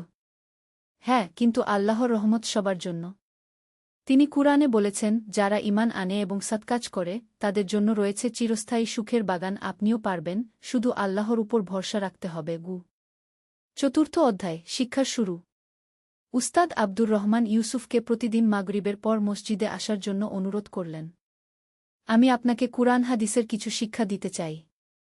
দেখবেন আপনার জীবনে কত পরিবর্তন আসে গি। প্রথমে ইউসুফ একটু দ্বিধায় ছিল। কাজের পর ক্লান্তি লাগত। কিন্তু উস্তাদের কথায় সে রাজি হল। প্রথম দিন উস্তাদ ইউসুফকে সূরা ফাতিহা সম্পর্কে বিস্তারিত বুঝিয়ে দিলেন। ইউসুফ ভাই, দেখুন এই আয়াত, ইয়াকা নাবুদু ওয়া ইজাকা নাস্তাইন, এর অর্থ হল আমরা শুধু তোমারই ইবাদত করি এবং শুধু তোমারই সাহায্য প্রার্থনা করি। এই একটা আয়াতেই আল্লাহ আমাদের জীবনের সব সমস্যার সমাধান দিয়ে দিয়েছেন গু। কিভাবে উস্তাদ? যখন আপনি মনে প্রাণে বিশ্বাস করবেন যে আল্লাহই একমাত্র সাহায্যকারী, তখন আর কোনো ভয় থাকবে না। মানুষের কাছে হাত পাততে হবে না। শুধু আল্লাহর কাছেই সাহায্য চাইবেন গু। দ্বিতীয় দিন উস্তাদ তাকে নামাজের গুরুত্ব সম্পর্কে বললেন। নামাজ হল মুমিনের মিরাজ। যখন আপনি নামাজে দাঁড়ান, তখন আপনি আল্লাহর সামনে দাঁড়ান। পৃথিবীর সব চিন্তাভাবনা ছেড়ে দিয়ে শুধু তার কথা ভাবুন গু। তৃতীয় দিন বিষয় ছিল সবর বা ধৈর্যের। ইউসুফ ভাই, আল্লাহ তাআলা বলেছেন, যারা সবর করে তাদের সাথে আল্লাহ আছেন। জীবনে যত কষ্টই আসুক না কেন, ধৈর্য ধরে রাখতে হবে। মনে রাখবেন, রাতের পর দিন আসেই গু। পঞ্চম অধ্যায়, পরিবর্তনের শুরু। দিন দিন ইউসুফের মধ্যে পরিবর্তন আসতে লাগল। নিয়মিত নামাজ পড়া শুরু করল। ফজরের আয়ানের সাথে সাথেই উঠে যেত। কুরআন তিলাওয়াত করত। উস্তাদের কাছ থেকে শেখা দোয়াগুলো প্রতিদিন পড়ত। দোকানে কাজের সময়ও সে চেষ্টা করত সৎ থাকার। সহকর্মীরা যখন গীবত পরনিন্দা করত, সে সেখান থেকে সরে যেত। কাস্টমারদের সাথে সুন্দর ব্যবহার করত। কারো সাথে ঝগড়া করত না। 1 মাস পর দোকানের মালিক ইউসুফকে ডাকল। ইউসুফ, তুমি কি ইদানিং কোন কোর্স করেছ? না তো, কেন? তোমার মধ্যে অনেক পরিবর্তন দেখতে পাচ্ছি। কাস্টমাররা তোমার প্রশংসা করছে। তুমি সব সময় হাসি মুখে কাজ করছ। আমি তোমার বেতন বাড়িয়ে দিতে চাই। ইউসুফ অবাক হয়ে গেল। সে তো কোনো বিশেষ কিছু করেনি, শুধু ইসলামিক শিক্ষামতে চলার চেষ্টা করেছে। সেদিন সন্ধ্যায় মসজিদে গিয়ে সে উস্তাদকে এই খবর জানাল। উস্তাদ হেসে বললেন, ভাই, এটাই হলো ইসলামের শক্তি। যখন আপনি আল্লাহর সন্তুষ্টির জন্য কাজ করেন, তখন তিনিই আপনার জন্য পথ তৈরি করে দেন গু। ষষ্ঠ অধ্যায়, নতুন দায়িত্ব। বেতন বৃদ্ধি পাওয়ার পর ইউসুফ চিন্তা করল, এই অতিরিক্ত টাকা দিয়ে সে কি করবে। উস্তাদের কাছে পরামর্শ চাইল। উস্তাদ বললেন, ইউসুফ ভাই, আল্লাহ যখন আমাদের রিজিক বাড়িয়ে দেন, তখন আমাদের দায়িত্বও বাড়ে। গরিব দুঃখীদের সাহায্য করুন। এতিমদের খোঁজ নিন। মসজিদের কাজে সাহায্য করুন। ইউসুফ তাই করতে লাগল। প্রতি মাসে তার বেতনের একটা অংশ গরিব মানুষদের মধ্যে বিতরণ করতে লাগল। মসজিদের পরিষ্কার পরিচ্ছন্নতার কাজে সাহায্য করতে লাগল। একদিন সে জানতে পারল, তার পাড়ার এক বিধবা মহিলার ছোট ছেলেটা অসুস্থ। কিন্তু ডাক্তার দেখানোর টাকা নেই। ইউসুফ সাথে সাথে তাদের সব খরচ বহন করল। বিধবা মহিলা কাঁদতে কাঁদতে বলল, বেটা, আল্লাহ তোমার মঙ্গল করুন। তুমি না থাকলে আমি কি করতাম? এই কথা শুনে ইউসুফের চোখে পানি এসে গেল। মনে পড়ে গেল দাদাজানের কথা। বেটা, মানুষের কাজে এসে দাও, আল্লাহ তোমার কাজে এসে দেবেন গু। সপ্তম অধ্যায়, বড় পরীক্ষা। জীবন যখন স্বাভাবিক হয়ে আসছিল, তখনই এল এক বড় পরীক্ষা। দোকানের মালিক অসুস্থ হয়ে পড়ল। তার ছেলে দোকান দেখাশোনা করতে এল। কিন্তু সে ছিল একদম অন্য রকমের মানুষ। নতুন মালিক ইউসুফকে বলল, দেখো, ব্যবসায় লাভ বাড়াতে হবে। কাস্টমারদের কাছে দামি জিনিসগুলো বেশি দামে বেচতে হবে। তারা না কিনলে বুঝিয়ে সুঝিয়ে কিনতে বাধ্য করতে হবে। ইউসুফ বলল, কিন্তু এটা তো ঠকানো হবে। ইসলামে এটা হারাম। ধর্মের কথা এখানে আনবেন না। এটা ব্যবসা। সবাই এভাবেই করে কি? ইউসুফ খুব চিন্তায় পড়ে গেল। এই কাজ করা তার জন্য হারাম। কিন্তু কাজ না করলে চলবে কিভাবে? সেদিন সন্ধ্যায় উস্তাদের কাছে গিয়ে সব বলল। উস্তাদ বললেন, ইউসুফ ভাই, আল্লাহ তাআলা বলেছেন, যে আল্লাহকে ভয় করে তিনি তার জন্য বের হওয়ার পথ করে দেন এবং তাকে এমন জায়গা থেকে রিজিক দেন যা সে কল্পনাও করতে পারে না। কিন্তু উস্তাদ, চাকরি চলে গেলে খাব কি? আল্লাহর উপর ভরসা রাখুন। তিনি আপনাকে হারাম কাজ করতে বলেননি। হালাল রিজিকের জন্য সবর করুন। দেখবেন তিনি আরও ভালো কিছু দিয়ে দেবেন গু। অষ্টম অধ্যায়, ঈমানের পরীক্ষা। পরদিন ইউসুফ দৃঢ়তার সাথে নতুন মালিককে বলল, সর, আমি এই কাজ করতে পারব না। এটা আমার ধর্মীয় বিশ্বাসের বিরুদ্ধে গু। মালিক রেগে মেগে বলল, তাহলে চাকরি ছেড়ে দাও। আমার এই ধরনের কর্মী দরকার নেই গু। ইউসুফ মাথা নিচু করে বলল, ঠিক আছে স্যার। সেদিনই তার চাকরি চলে গেল। বাড়িতে এসে ইউসুফ নামাজের জায়নামাজে বসে দোয়া করল, হে আল্লাহ, আমি আপনার সন্তুষ্টির জন্য হারাম কাজ করিনি। এখন আপনি আমার একমাত্র আশ্রয়। আমাকে হালাল রিজিক দান করুন গু। কয়েকদিন কেটে গেল। ইউসুফ বিভিন্ন জায়গায় চাকরির খোঁজ করল, কিন্তু কোথাও ভালো কিছু পেল না। কিন্তু সে হতাশ হল না। নিয়মিত নামাজ তিলাওয়াত করত। উস্তাদের কাছে গিয়ে দিনের শিক্ষা নিত। এক সপ্তাহ পর জুমার নামাজ পড়তে গিয়ে ইউসুফ দেখল, মসজিদে এক অচেনা ভদ্রলোক বসে আছেন। নামাজের পর সেই ভদ্রলোক তার কাছে এলেন। ভাই, আমি আপনাকে আগে কোথায় যেন দেখেছি। ইউসুফ মনে করার চেষ্টা করল। তারপর মনে পড়ল, হ্যাঁ স্যার, আমি গত মাসে আপনার দোকানে গিয়েছিলাম কিছু জিনিস কিনতে গু। হ্যাঁ, মনে পড়েছে। আপনার ব্যবহার খুব ভালো ছিল। আমি হাজি সাহেব, একটা ইম্পোর্ট এক্সপোর্ট ব্যবসা আছে। আপনি কি কাজ করেন? ইউসুফ তার পুরো গল্প বলল। হাজি সাহেব শুনে বললেন, মাশাল্লাহ, ধর্মের জন্য চাকরি ছেড়ে দিয়েছেন। এমন মানুষ এখন খুব কমই আছে। আমার একটা প্রস্তাব আছে গি। নবম অধ্যায়, নতুন সূচনা। হাজি সাহেব ইউসুফকে তার অফিসে নিয়ে গেলেন। সেখানে দেখিয়ে বললেন, দেখুন, আমার ব্যবসা অনেক বড়, কিন্তু সততার সাথে কাজ করার মতো মানুষ পাওয়া কঠিন। আপনি যদি রাজি হন তাহলে আমার সহকারী হিসেবে কাজ করতে পারেন গু। ইউসুফ খুশিতে বলল, অবশ্যই স্যার, কিন্তু আমার একটা শর্ত আছে গি। কি? যদি কোনো কাজ ইসলামের বিরুদ্ধে হয় সেটা আমি করতে পারব না গি। হাজি সাহেব হেসে বললেন, এজন্যই তো আপনাকে নিতে চাচ্ছি। আমিও চাই আমার ব্যবসা সম্পূর্ণ হালাল হোক। আপনি আমাকে সাহায্য করুন। ইউসুফের নতুন জীবন শুরু হল। হাজি সাহেবের সাথে কাজ করতে গিয়ে সে শিখল কিভাবে ইসলামিক নীতিমালা মেনে ব্যবসা করতে হয়। হাজি সাহেব তাকে বিভিন্ন দেশের সাথে ব্যবসার কাজ শেখালেন। কয়েক মাসের মধ্যে ইউসুফ একজন দক্ষ ব্যবসায়ী হয়ে উঠল। তার বেতনও আগের চেয়ে 3 গুণ বেড়ে গেল। কিন্তু সবচেয়ে বড় কথা, সে এমন একটা কাজ পেল যেটা তার ধর্মীয় বিশ্বাসের সাথে সামঞ্জস্যপূর্ণ। দশম অধ্যায়, সমাজসেবার পথে। একদিন হাজি সাহেব ইউসুফকে বললেন, ভাই, আল্লাহ আমাদের ব্যবসায় অনেক বরকত দিয়েছেন। এখন আমাদের উচিত সমাজের জন্য কিছু করা। আপনার কি মতো? ইউসুফ বলল, হ্যাঁ স্যার, আমিও এমনটাই ভাবছিলাম গো। তারা মিলে সিদ্ধান্ত নিলেন একটা দাতব্য সংস্থা গঠন করবেন। তাদের লক্ষ্য হবে এতিম শিশুদের শিক্ষা ও লালনপালন, গরিব পরিবারের সাহায্য এবং যুবকদের দক্ষতা উন্নয়ন। উস্তাদ আব্দুর রহমানও এই কাজে যুক্ত হলেন। তিনি ইসলামিক শিক্ষার বিষয়গুলো দেখাশোনা করতে লাগলেন। 3 মাসের মধ্যে তাদের সংস্থা নূর ফাউন্ডেশন নামে যাত্রা শুরু করল। প্রথম প্রকল্প হিসেবে তারা 500 জন এতিম শিশুর শিক্ষার দায়িত্ব নিলেন। ইউসুফ নিজেই সন্ধ্যায় এই শিশুদের পড়াতে যেতেন। শুধু পার্থিব বিষয় নয়, কুরআন হাদিস, ইসলামিক আদব কায়দাও শেখাতেন। একদিন একটা ছোট্ট ছেলে তাকে জিজ্ঞেস করল, ভাইয়া, আপনি কেন আমাদের এত সাহায্য করেন? ইউসুফ হেসে বলল, বেটা, আমিও একসময় এতিম ছিলাম। আল্লাহ আমাকে সাহায্য করেছেন। এখন আমারও কর্তব্য তোমাদের সাহায্য করা গু। একাদশ অধ্যায়, বিপদের মোকাবেলা। কিছু দুষ্ট লোক ইউসুফদের এই কাজ সহ্য করতে পারল না। তারা নানা ধরনের বাধা সৃষ্টি করতে লাগল। একদিন তারা পুলিশে মিথ্যা রিপোর্ট করল যে নূর ফাউন্ডেশন সন্দেহজনক কাজ করছে। পুলিশ এসে তল্লাশি চালাল। ইউসুফ ও হাজি সাহেবকে কয়েক ঘণ্টা জিজ্ঞাসাবাদ করল, কিন্তু কোনো অপরাধ পেল না। বরং পুলিশ অফিসারও তাদের কাজের প্রশংসা করলেন। কিন্তু এই ঘটনায় ইউসুফ খুব মন খারাপ করল।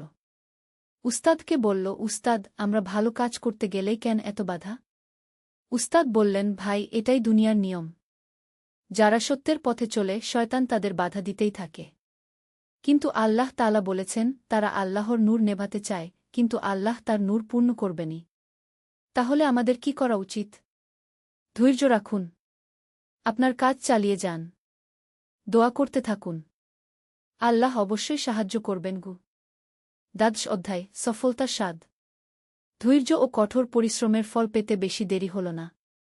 নূর ফাউন্ডেশনের কাজ দেখে এলাকার মানুষজন সাহায্যের হাত বাড়িয়ে দিল। অনেক ধনী ব্যক্তি দান করতে এগিয়ে এলেন। সরকারি কর্মকর্তারাও তাদের কাজের প্রশংসা করলেন। স্থানীয় এমপি এসে বললেন, আপনারা যে কাজ করছেন এটা সরকারের চেয়েও ভালো। আমরা আপনাদের সব ধরনের সহায়তা দেব। 1 বছরের মধ্যেই নূর ফাউন্ডেশন 200 জন এতিম শিশুর দায়িত্ব নিল। তাদের জন্য একটা আবাসিক স্কুল তৈরি করল। সেখানে আধুনিক শিক্ষার পাশাপাশি ইসলামিক শিক্ষাও দেওয়া হতো। ইউসুফ একদিন স্কুল পরিদর্শনে গিয়ে দেখল ছোট্ট একটা মেয়ে একটা কাগজে কিছু লিখছে। কাছে গিয়ে দেখল সে লিখেছে, আল্লাহ তুমি ইউসুফ ভাইকে দীর্ঘজীবী করো। তিনি আমাদের বাবার মতো। আমরা তাকে ভালোবাসি। এই কথা পড়ে ইউসুফের চোখে পানি এসে গেল। মনে পড়ল দাদাজানের কথা, বেটা, জীবনের আসল সার্থকতা হল মানুষের উপকারে আসা। ত্রয়োদশ অধ্যায়, নতুন স্বপ্ন। 3 বছর পর নূর ফাউন্ডেশন দেশের অন্যতম সেরা দাতব্য প্রতিষ্ঠানে পরিণত হল। ইউসুফ এখন একজন সম্মানিত ব্যক্তিত্ব। কিন্তু সাফল্য তাকে অহংকারী করেনি, বরং আরও নম্র হয়েছে। হাজী সাহেব একদিন তাকে বললেন, ইউসুফ ভাই, আপনার বিয়ের বয়স হয়েছে। পরিবার করুন। আল্লাহ সন্তান দিলে তাদের ভালো মানুষ হিসেবে গড়ে তুলবেন গো। ইউসুফ বলল, হ্যাঁ স্যার, আমিও ভাবছি। কিন্তু এমন একজনকে চাই যে দিনের কাজে সাহায্য করবে গ। কয়েক মাস পর উস্তাদ আব্দুর রহমান একটা প্রস্তাব নিয়ে এলেন। তার এক পুরনো বন্ধুর মেয়ে আয়েশা। সে ইসলামিক স্টাডিজে মাস্টার্স করেছে। অনেক দিনদার এবং সমাজসেবায় আগ্রহী। বিয়ের পর আয়েশা নূর ফাউন্ডেশনের মহিলাদের শিক্ষা বিভাগের দায়িত্ব নিল। তার হাত ধরে অনেক মহিলা কুরআন শিক্ষা ও হস্তশিল্পের প্রশিক্ষণ পেতে লাগল। 1 বছর পর তাদের প্রথম সন্তান হল, একটা ছেলে। তারা তার নাম রাখল নূর, যার অর্থ আলো। কারণ এই শিশুই তাদের জীবনে নতুন আলো নিয়ে এসেছে। চতুর্দশ অধ্যায়, বিশ্বব্যাপী প্রভাব। নূর ফাউন্ডেশনের সুনাম দেশের সীমানা পেরিয়ে বিদেশেও পৌঁছে গেল। বিভিন্ন দেশের ইসলামিক সংস্থা তাদের সাথে কাজ করতে আগ্রহ প্রকাশ করল। ইউসুফ ও তার টিম একটা আন্তর্জাতিক সম্মেলনে যোগ দিল। সেখানে তারা তাদের কাজের অভিজ্ঞতা শেয়ার করল। অনেক দেশের প্রতিনিধিরা তাদের পদ্ধতি অনুসরণ করতে আগ্রহ দেখাল। একজন আমেরিকান মুসলিম ব্যবসায়ী ইউসুফকে বললেন, brother, your story is inspiring. Can you help us start something similar in our country? Yusuf রাজি হয়ে গেল। তারা সিদ্ধান্ত নিল নূর ফাউন্ডেশনের আন্তর্জাতিক শাখা খোলার। পরবর্তী 3 বছরে তাদের শাখা খুলল আমেরিকা, কানাডা, ইংল্যান্ড, অস্ট্রেলিয়া এবং মালয়েশিয়ায়। সবখানেই একই নীতি, হালাল উপায়ে অর্থ সংগ্রহ এবং এতিম শিশু ও গরিবদের সাহায্য। পঞ্চদশ অধ্যায়, পরবর্তী প্রজন্মের জন্য। 10 বছর পর ইউসুফের এখন 3টি সন্তান, নূর, হুদা আর তাহা। 3টি শিশুই খুবই ভালো। তারা ছোটবেলা থেকেই পিতামাতার কাছে দ্বীনের শিক্ষা পেয়েছে। নূর এখন 10 বছর বয়সী। সে প্রায়ই বাবার সাথে ফাউন্ডেশনে যায়। এতিম শিশুদের সাথে খেলে, তাদের গল্প বলে। একদিন নূর তার বাবাকে জিজ্ঞেস করল, আব্বু, আপনি কেন এতিম বাচ্চাদের এত ভালোবাসেন? ইউসুফ তার ছেলেকে কোলে নিয়ে বলল, বেটা, আব্বু একসময় এতিম ছিল। আল্লাহ আমাকে সাহায্য করেছেন। এখন আমার কর্তব্য অন্যদের সাহায্য করা। আব্বু, আমিও বড় হয়ে এতিম বাচ্চাদের সাহায্য করব। এই কথা শুনে ইউসুফ খুশিতে তার ছেলেকে জড়িয়ে ধরল। মনে মনে আল্লাহর শুকরিয়া আদায় করল। ষোড়শ অধ্যায়, উস্তাদের বিদায়। এদিকে উস্তাদ আব্দুর রহমানের বয়স অনেক হয়েছে। তিনি এখন 80 বছরের বৃদ্ধ। কিন্তু এখনও মসজিদে তালিম দেন। নূর ফাউন্ডেশনের কাজেও সাহায্য করেন। একদিন তিনি অসুস্থ হয়ে পড়লেন। ইউসুফ সাথে সাথে তাকে হাসপাতালে নিয়ে গেল। ডাক্তার বলল তার অবস্থা গুরুতর। হাসপাতালের বেডে শুয়ে উস্তাদ ইউসুফকে ডাকলেন, ইউসুফ ভাই, আসুন। ইউসুফ কাছে গেল। উস্তাদ তার হাত ধরে বললেন, আমার সময় শেষ হয়ে এসেছে। কিন্তু আমি খুশি। আপনি আমার স্বপ্নকে বাস্তব করেছেন। উস্তাদ, এমন কথা বলবেন না। আল্লাহ আপনাকে সুস্থ করে দেবেন। না ভাই, আমি বুঝতে পারছি। আমার একটা অনুরোধ আছে। বলুন উস্তাদ আপনি যে কাজ শুরু করেছেন সেটা চালিয়ে যাবেন। আরও মানুষকে দ্বীনের দাওয়াত দেবেন। আল্লাহর নূর সারা পৃথিবীতে ছড়িয়ে দেবেন ৩ দিন পর উস্তাদ আব্দুর রহমান ইন্তেকাল করলেন। তার জানাজায় হাজার হাজার মানুষ এসেছিল। সবার চোখে পানি। ইউসুফ তার কবরের পাশে দাঁড়িয়ে মনে মনে অঙ্গীকার করল, উস্তাদ, আপনার স্বপ্ন পূরণ করব। আল্লাহর নূর পৃথিবীর প্রতিটি কোণে পৌঁছে দেব। সপ্তদশ অধ্যায়, নতুন উদ্যোগ। উস্তাদের মৃত্যুর পর ইউসুফ আরও দৃঢ়সংকল্প হল। তিনি নতুন কয়েকটি প্রকল্প হাতে নিলেন। প্রথমত, নূর একাডেমিক নামে একটি অনলাইন প্ল্যাটফর্ম চালু করলেন। এখানে বিনামূল্যে ইসলামিক শিক্ষা দেওয়া হয়। কুরআনের তাফসির, হাদিস, ফিকহ, ইসলামিক ইতিহাস সব বিষয়ে কোর্স আছে। দ্বিতীয়ত, নূর পাবলিশিং নামে একটি প্রকাশনা সংস্থা খুললেন। এখানে মানসম্পন্ন ইসলামিক বই প্রকাশ করা হয়, বিশেষ করে শিশু-কিশোরদের জন্য ইসলামিক গল্পের বই। তৃতীয়ত, মুসলিম যুবকদের জন্য দক্ষতা উন্নয়ন প্রোগ্রাম চালু করলেন। এখানে তারা আধুনিক প্রযুক্তি শিখে হালাল উপায়ে আয়ের রাস্তা তৈরি করতে পারে। এইসব কাজে আয়েশাও পূর্ণ সহযোগিতা করল। সে মহিলাদের জন্য আলাদা প্রোগ্রাম চালু করল। অষ্টাদশ অধ্যায়, বিশ্বব্যাপী স্বীকৃতি। ইউসুফের কাজ এখন বিশ্বব্যাপী স্বীকৃত। জাতিসংঘ তাকে গ্লোবাল হিউম্যানিটেরিয়ান অ্যাওয়ার্ড দিয়ে সম্মানিত করল। অনেক বিশ্ববিদ্যালয় তাকে সম্মানসূচক ডক্টরেট ডিগ্রি দিল। কিন্তু ইউসুফের কাছে সবচেয়ে বড় পুরস্কার হল যখন দেখে তার গড়ে তোলা শিশুরা বড় হয়ে ভালো মানুষ হয়েছে। একদিন এক যুবক তার কাছে এল। স্যার, আমি ফারুক। আপনি আমাকে চিনতে পারছেন? ইউসুফ একটু ভেবে বলল, তুমি সেই ফারুক যে 15 বছর আগে আমাদের প্রথম ব্যাচে ছিল? জি হ্যাঁ। আমি এখন একজন ডাক্তার। গরিব মানুষদের বিনামূল্যে চিকিৎসা দিই। এর সব ক্রেডিট আপনার। ইউসুফের চোখে পানি এসে গেল। এই তো তার আসল সফলতা। 19তম অধ্যায়, পরিবারের সাথে সময়। ব্যস্ততার মাঝেও ইউসুফ পরিবারের জন্য সময় বের করত। প্রতিদিন সন্ধ্যায় সবাই মিলে বসে কুরআন তিলাওয়াত করত। শুক্রবার সকালে পরিবার নিয়ে নানা জায়গায় ঘুরতে যেত। নূর এখন 15 বছরের যুবক। সে বাবার মতোই দিনদার এবং সমাজসেবী। স্কুলে সে একটা ইউথ হেল্প গ্রুপ গঠন করেছে। সেখানে সহপাঠীদের নানা সমস্যার সমাধান করে। হুদা 12 বছর বয়সী। সে খুব ভালো কুরআন তিলাওয়াত করে। প্রায় স্থানীয় প্রতিযোগিতায় পুরস্কার জেতে। তাহা সবার ছোট, 8 বছর বয়স। কিন্তু সেও খুব বুদ্ধিমতী। সে আরবি ভাষা শিখছে যাতে সরাসরি কুরআন হাদিস পড়তে পারে। 20 অধ্যায়, জীবনের উপলব্ধি। একদিন ইউসুফ একা বসে চিন্তা করছিল। কতটা পথ এসেছে। পিতামাতার মৃত্যুর পর যখন একা হয়েছিল তখন মনে হয়েছিল জীবনটাই শেষ। কিন্তু আল্লাহ তার জন্য কত সুন্দর পরিকল্পনা করে রেখেছিলেন। সেই যে দিন দাদাজানকে স্বপ্নে দেখেছিল সেদিন থেকে শুরু। উস্তাদ আব্দুর রহমানের সাথে পরিচয়। হাজী সাহেবের চাকরি। তারপর নূর ফাউন্ডেশন। আয়েশার সাথে বিয়ে। সন্তানাদি। এসব কিছুই আল্লাহর পরিকল্পনার অংশ ছিল। তিনি মহান আল্লাহর শুকরিয়া আদায় করলেন। দোয়া করলেন যেন জীবনের শেষ দিন পর্যন্ত এই পথেই থাকতে পারেন। 21তম অধ্যায়, শিক্ষা ও উপদেশ। ইউসুফ প্রায় বিভিন্ন সেমিনার আর সভায় বক্তব্য দিতেন।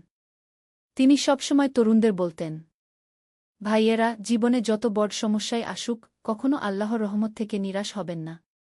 তিনি সবচেয়ে দয়ালু, সবচেয়ে ক্ষমাশীল। যারা তার পথে চলে তিনি তাদের জন্য রাস্তা তৈরি করে দেন। কিন্তু মনে রাখবেন, শুধু দোয়া করলেই হবে না, কাজও করতে হবে। হালাল রিজিক অর্জনের জন্য পরিশ্রম করতে হবে। সৎভাবে জীবন যাপন করতে হবে। আর সবচেয়ে গুরুত্বপূর্ণ হল নিজের সফলতা অন্যদের সাথে ভাগ করে নিতে হবে। যার কাছে আল্লাহ বেশি দিয়েছেন তার দায়িত্বও বেশি। 22তম অধ্যায়, স্মৃতিচারণ। একদিন ইউসুফ আর আয়েশা তাদের পুরানো এলাকায় গেল। সেই জায়গায় যেখানে ইউসুফ একসময় দাদাজানের সাথে থাকত। বাড়িটা এখন আর নেই। সেখানে একটা আধুনিক বিল্ডিং হয়েছে। কিন্তু ইউসুফের মনে সব স্মৃতি জ্বলজ্বল করে। দেখো আয়েশা, এই জানালার পাশে বসে আমি কত রাত কেঁদেছি। ভেবেছি জীবনে আর কোনো আনন্দ নেই। আয়েশা তার স্বামীর হাত ধরে বলল, আলহামদুলিল্লাহ। আল্লাহ আপনার জন্য কত সুন্দর পরিকল্পনা করে রেখেছিলেন। হ্যাঁ। এখন বুঝি দাদাজান কেন বলতেন, আল্লাহর সিদ্ধান্তের উপর ভরসা রাখো। তিনি জানেন কোনটা তোমার জন্য ভালোও। তারা সেই পুরানো মসজিদেও গেল যেখানে উস্তাদ আব্দুর রহমানের সাথে প্রথম দেখা হয়েছিল। সেই জায়গায় দাঁড়িয়ে ইউসুফ মনে মনে উস্তাদের জন্য দোয়া করল। 23তম অধ্যায়, ভবিষ্যৎ পরিকল্পনা। এখন ইউসুফের বয়স 40 পেরিয়েছে। কিন্তু তার উৎসাহ এতটুকু কমেনি। তার নতুন স্বপ্ন, নূর ইউনিভার্সিটি স্থাপন। হৃদয়ের আলো। একটি ইসলামিক গল্প। প্রথম অধ্যায়, অন্ধকার থেকে আলোর দিকে। ঢাকার পুরান শহরের সরু গলিতে একটি ছোট্ট দোকানে বসে আছেন আবু সাইদ। তার বয়স 50-এর কাছাকাছি, চুলদাড়িতে পাক ধরেছে। দোকানে বিভিন্ন রকমের বই, তাসবিহ, আতর আর ইসলামিক গ্রন্থাদি সাজানো। কিন্তু আজ তার মন ভারাক্রান্ত। বাবা, আমি আর পারছি না, কাঁদতে কাঁদতে তার সামনে এসে দাঁড়াল তার 21 বছর বয়সী ছেলে রিফাত। বন্ধুরা সবাই আমাকে নিয়ে হাসাহাসি করে। বলে আমার বাবা পুরনো যুগের মানুষ, শুধু ধর্মের বই নিয়ে পড়ে থাকে। আমি লজ্জা পাই বাবাগু। আবু সাইদের চোখ ভিজে উঠল। তিনি জানতেন এই দিন আসবে। আধুনিক যুগে তার ছেলে তার জীবনযাত্রা নিয়ে সংকটে পড়বে। কিন্তু তিনি কখনো ভাবেননি রিফাত এতটা কষ্ট পাবে।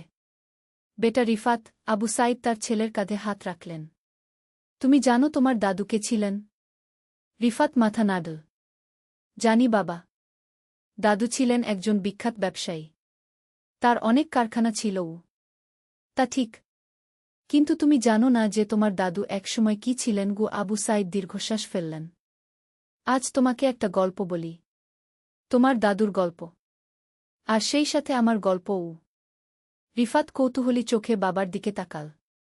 আবু সাইদ তার চেয়ারে হেলান দিয়ে বসলেন আর শুরু করলেন। দ্বিতীয় অধ্যায়, দাদুর অতীত। তোমার দাদু আব্দুর রহমান যখন তোমার বয়সী ছিল, তখন সে ছিল একদম অন্যরকম। পড়াশোনায় ভালো থাকলেও সে ধর্মের ধার ধারত না। নামাজ পড়ত না, কুরআন তেলাওয়াত করত না। এমনকি রমজান মাসে রোজাও রাখত না। তোমার দাদামা, মানে আমার দাদু, অনেক কষ্ট পেতেন।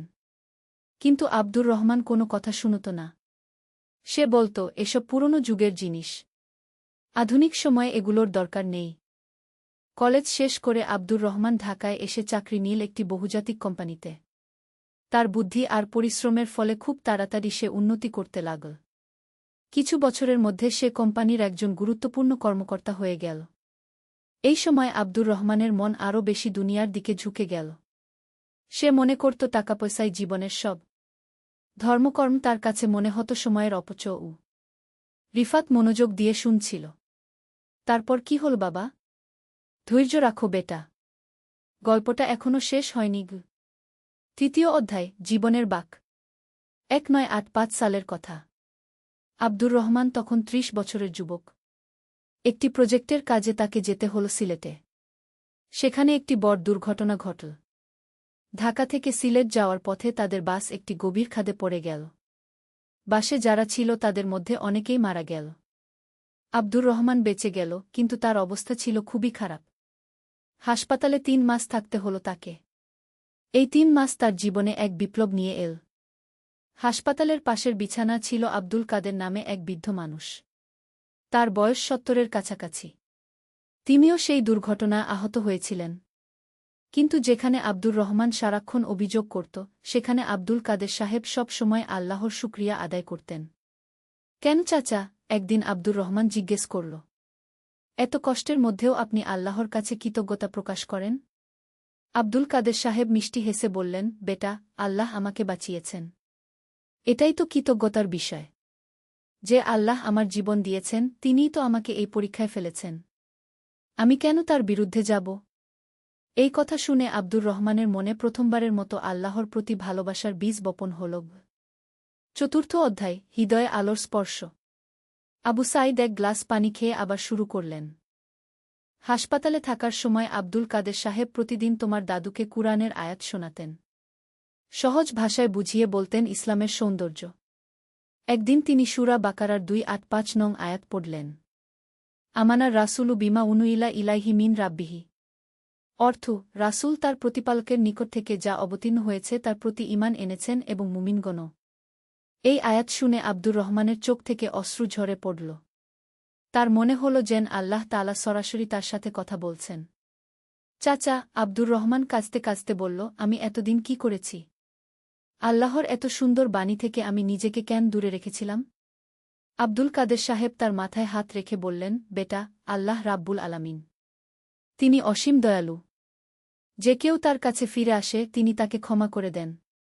সেই রাতে আব্দুর রহমান জীবনে প্রথমবারের মতো সত্যিকারের তওবা করল। আল্লাহর কাছে ক্ষমা চাইল তার গত জীবনের সব অন্যায়ের জন্য। রিফাত অবাক হয়ে বলল, তারপর? তারপরের গল্প আরও সুন্দর বেটা গু। পঞ্চম অধ্যায়, নতুন জীবনের শুরু। হাসপাতাল থেকে সুস্থ হয়ে বের হওয়ার পর আব্দুর রহমান সম্পূর্ণ বদলে গেল। প্রথমে সে তার চাকরি ছেড়ে দিল।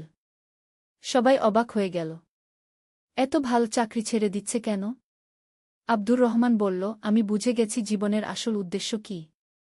টাকা পয়সা উপার্জন করা নয়, বরং আল্লাহর সন্তুষ্টি অর্জন করা। তবে এর মানে এই নয় যে সে দুনিয়ার কাজ ছেড়ে দিল। বরং সে একটি ছোট ব্যবসা শুরু করল। কিন্তু এবার তার ব্যবসার নিয়ম ছিল আলাদা। প্রথমত, সে কখনো মিথ্যা কথা বলত না। দ্বিতীয়ত, গরিব মানুষদের সাথে তার ব্যবসায় বিশেষ সুবিধা দিত। তৃতীয়ত, তার আয়ের একটি নির্দিষ্ট অংশ সে দান করত। প্রথম দিকে ব্যবসায় লোকসান হল। কিন্তু আব্দুর রহমান হতাশ হল না। সে বলত, আল্লাহ রিজিকদাতা। তিনি চাইলে আমাকে রিজিক দেবেন, না চাইলে দেবেন না। আমি শুধু সততার সাথে চেষ্টা করে যাব। আল্লাহর কুদরত দেখো বেটা। ধীরে ধীরে তার ব্যবসা বাড়তে লাগল। মানুষ তার সততার কথা জানতে পারল। দূরদূরান্ত থেকে মানুষ তার কাছে ব্যবসা করতে আসতও। রিফাতের চোখে এখন আগ্রহের চমক। ওয়াও বাবা! তারপর? ষষ্ঠ অধ্যায়, সমৃদ্ধির পথে। 5 বছরের মধ্যে আব্দুর রহমানের ব্যবসা অনেক বড় হয়ে গেল। কিন্তু সম্পদ বাড়ার সাথে সাথে তার ইবাদতও বাড়ছিল। প্রতিদিন ফজরের নামাজ জামাতের সাথে পড়ত। দোকান খোলার আগে কুরআন তেলাওয়াত করত। জুমার নামাজ কখনো মিস করত না। কিন্তু সবচেয়ে বড় কথা, সে দরিদ্র মানুষদের সাহায্য করত। এতিম বাচ্চাদের পড়াশোনার খরচ দিত। বিধবা মহিলাদের সহায়তা করত। একবার তার এলাকায় বন্যা হল। অনেক মানুষ গৃহহীন হয়ে গেল। আব্দুর রহমান নিজের বাড়ির পাশে একটি অস্থায়ী ক্যাম্প বানিয়ে সেখানে ক্ষতিগ্রস্ত পরিবারগুলোকে থাকার ব্যবস্থা করল। নিজের খরচে তাদের খাবার দাবার দিল। মানুষ তাকে বলত, আব্দুর রহমান ভাই, আপনি এত খরচ করেন কেন? আপনার নিজের তো পরিবার আছে। আব্দুর রহমান হেসে উত্তর দিত, আল্লাহ আমাকে যা দিয়েছেন সেটা তো আমানত। এই আমানত আমাকে সঠিক জায়গায় খরচ করতে হবে। আর আল্লাহর রাস্তায় যা খরচ করা হয় তা কখনো কমে না, বরং বেড়ে যায়। আর সত্যিই তাই হল। যত বেশি দান করত তার ব্যবসা তত বেশি লাভজনক হতো। 10 বছরের মধ্যে সে শহরের একজন সফল ব্যবসায়ী হয়ে উঠল। কিন্তু বেটা, সম্পদ তার চরিত্র পরিবর্তন করতে পারেনি। সে আগের মতোই সহজ সরল জীবনযাপন করত। সপ্তম অধ্যায়, পিতা হিসেবে। 1995 সালে আব্দুর রহমানের বিয়ে হল। তোমার দাদিমা ফাতিমা খুবই ভালো মহিলা ছিলেন। তিনিও আব্দুর রহমানের মতো ধর্মপ্রাণ। 1996 সালে আমার জন্ম হল। আব্দুর রহমান যখন আমাকে প্রথম কোলে নিলেন তখন তিনি কান্নায় ভেঙে পড়লেন।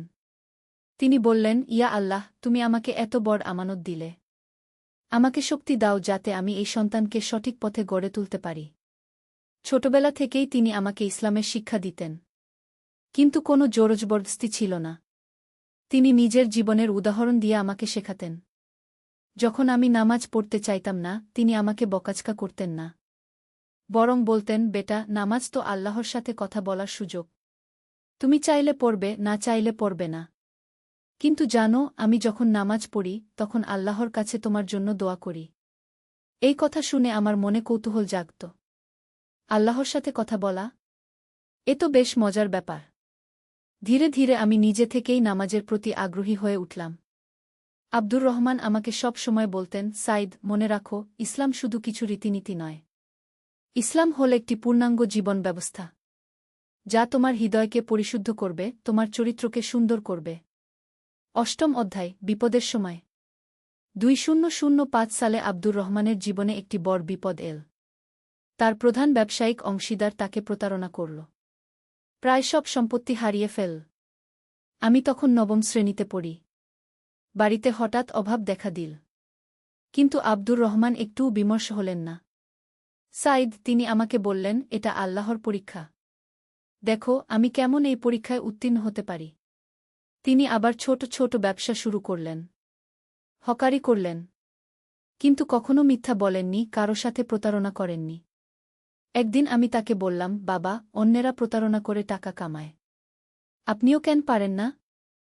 তিনি আমার দিকে গভীর দৃষ্টিতে তাকিয়ে বললেন, সাইদ, আমি একবার আল্লাহকে ভুলে গিয়েছিলাম। সেটা ছিল আমার জীবনের সবচেয়ে অন্ধকার সময়। আজ যদি আবার সেই পথে যাই, তাহলে আমার এই জীবন পরিবর্তনের কোনো মানে হবে না। আল্লাহ চাইলে আমাকে রিজিক দেবেন। আমি ধৈর্য রাখব। সত্যি আল্লাহ তাকে ধৈর্যের পুরস্কার দিলেন। ৩ বছরের মধ্যে তিনি আবার প্রতিষ্ঠিত হয়ে গেলেন। নবম অধ্যায়, শিক্ষার গুরুত্ব। আবু সাইদ রিফাতের দিকে তাকিয়ে বললেন, তোমার দাদু আমাকে সব সময় বলতেন জ্ঞান অর্জন করতে। কিন্তু শুধু পার্থিব জ্ঞান নয়, ধর্মীয় জ্ঞানও। সাইদ, তিনি বলতেন, হাদিস শরীফে আছে, তালাবুল ইলমি ফারিদাতুন আলা কুল্লি মুসলিম। জ্ঞান অর্জন করা প্রত্যেক মুসলমানের জন্য ফরজ। আমি স্কুল কলেজে ভালো ছাত্র ছিলাম। কিন্তু সেই সাথে আব্দুর রহমান আমাকে কুরআন হাদিস শেখাতেন। আরবি ভাষা শিখিয়েছিলেন। বিশ্ববিদ্যালয়ে ইসলামিক স্টাডিজে অনার্স করলাম। আব্দুর রহমান খুশি হলেন। চমৎকার সাইদ! এখন তুমি দুনিয়া ও আখিরাত দুটোর জন্যই প্রস্তুত। কিন্তু বেটা, আমি এখানে একটা ভুল করলাম। রিফাত অবাক হয়ে জিজ্ঞেস করল, কি ভুল বাবা? আমি ভাবলাম, যেহেতু আমার ধর্মীয় জ্ঞান আছে, তাই আমার পার্থিব ব্যবসায়িক বুদ্ধির দরকার নেই। আমি শুধু ধর্মীয় বইয়ের দোকান দিয়ে বসলাম। ভাবলাম, এতেই আল্লাহ খুশি হবেন। কিন্তু আব্দুর রহমান আমাকে বললেন, সাইদ, ইসলাম তোমাকে শুধু মসজিদে বসে থাকতে বলেনি। ইসলাম তোমাকে সমাজে অবদান রাখতে বলেছে। তুমি যদি ভালো ব্যবসায়ী হও, সৎ ব্যবসায়ী হও, তাহলে সেটাও ইবাদত। কিন্তু আমি তার কথা শুনলাম না। মনে মনে ভাবলাম, বাবা পুরনো যুগের মানুষ। আমি ধর্মের কাজ করব। ফলাফল, আজ আমি অর্থনৈতিকভাবে সংকটে গিয়ে। 10ম অধ্যায়, উপলব্ধির মুহূর্ত। আবু সাইদের চোখে অশ্রু এসে গেল। বেটা রিফাত, আমি বুঝতে পেরেছি আমার ভুলটা কোথায়। আমি ভেবেছিলাম দুনিয়া আর আখিরাত আলাদা জিনিস। কিন্তু আসলে তো তা নয়। তোমার দাদু আমাকে যে শিক্ষা দিয়েছিলেন, সেটা ছিল ব্যালেন্সের শিক্ষা। তিনি ব্যবসা করতেন, কিন্তু ইসলামিক নীতিমালা মেনে। তিনি সম্পদ অর্জন করতেন, কিন্তু আল্লাহর পথে খরচ করতেন। আমি শুধু একদিকে ঝুঁকে পড়েছিলাম। ফলে তুমি আজ সমস্যায় পড়েছ। কিন্তু বেটা, এই সমস্যাই আমাদের শিক্ষা দিয়েছে। এখন আমি বুঝেছি ইসলামের প্রকৃত শিক্ষা কী। রিফাত এবার কাঁদতে লাগল।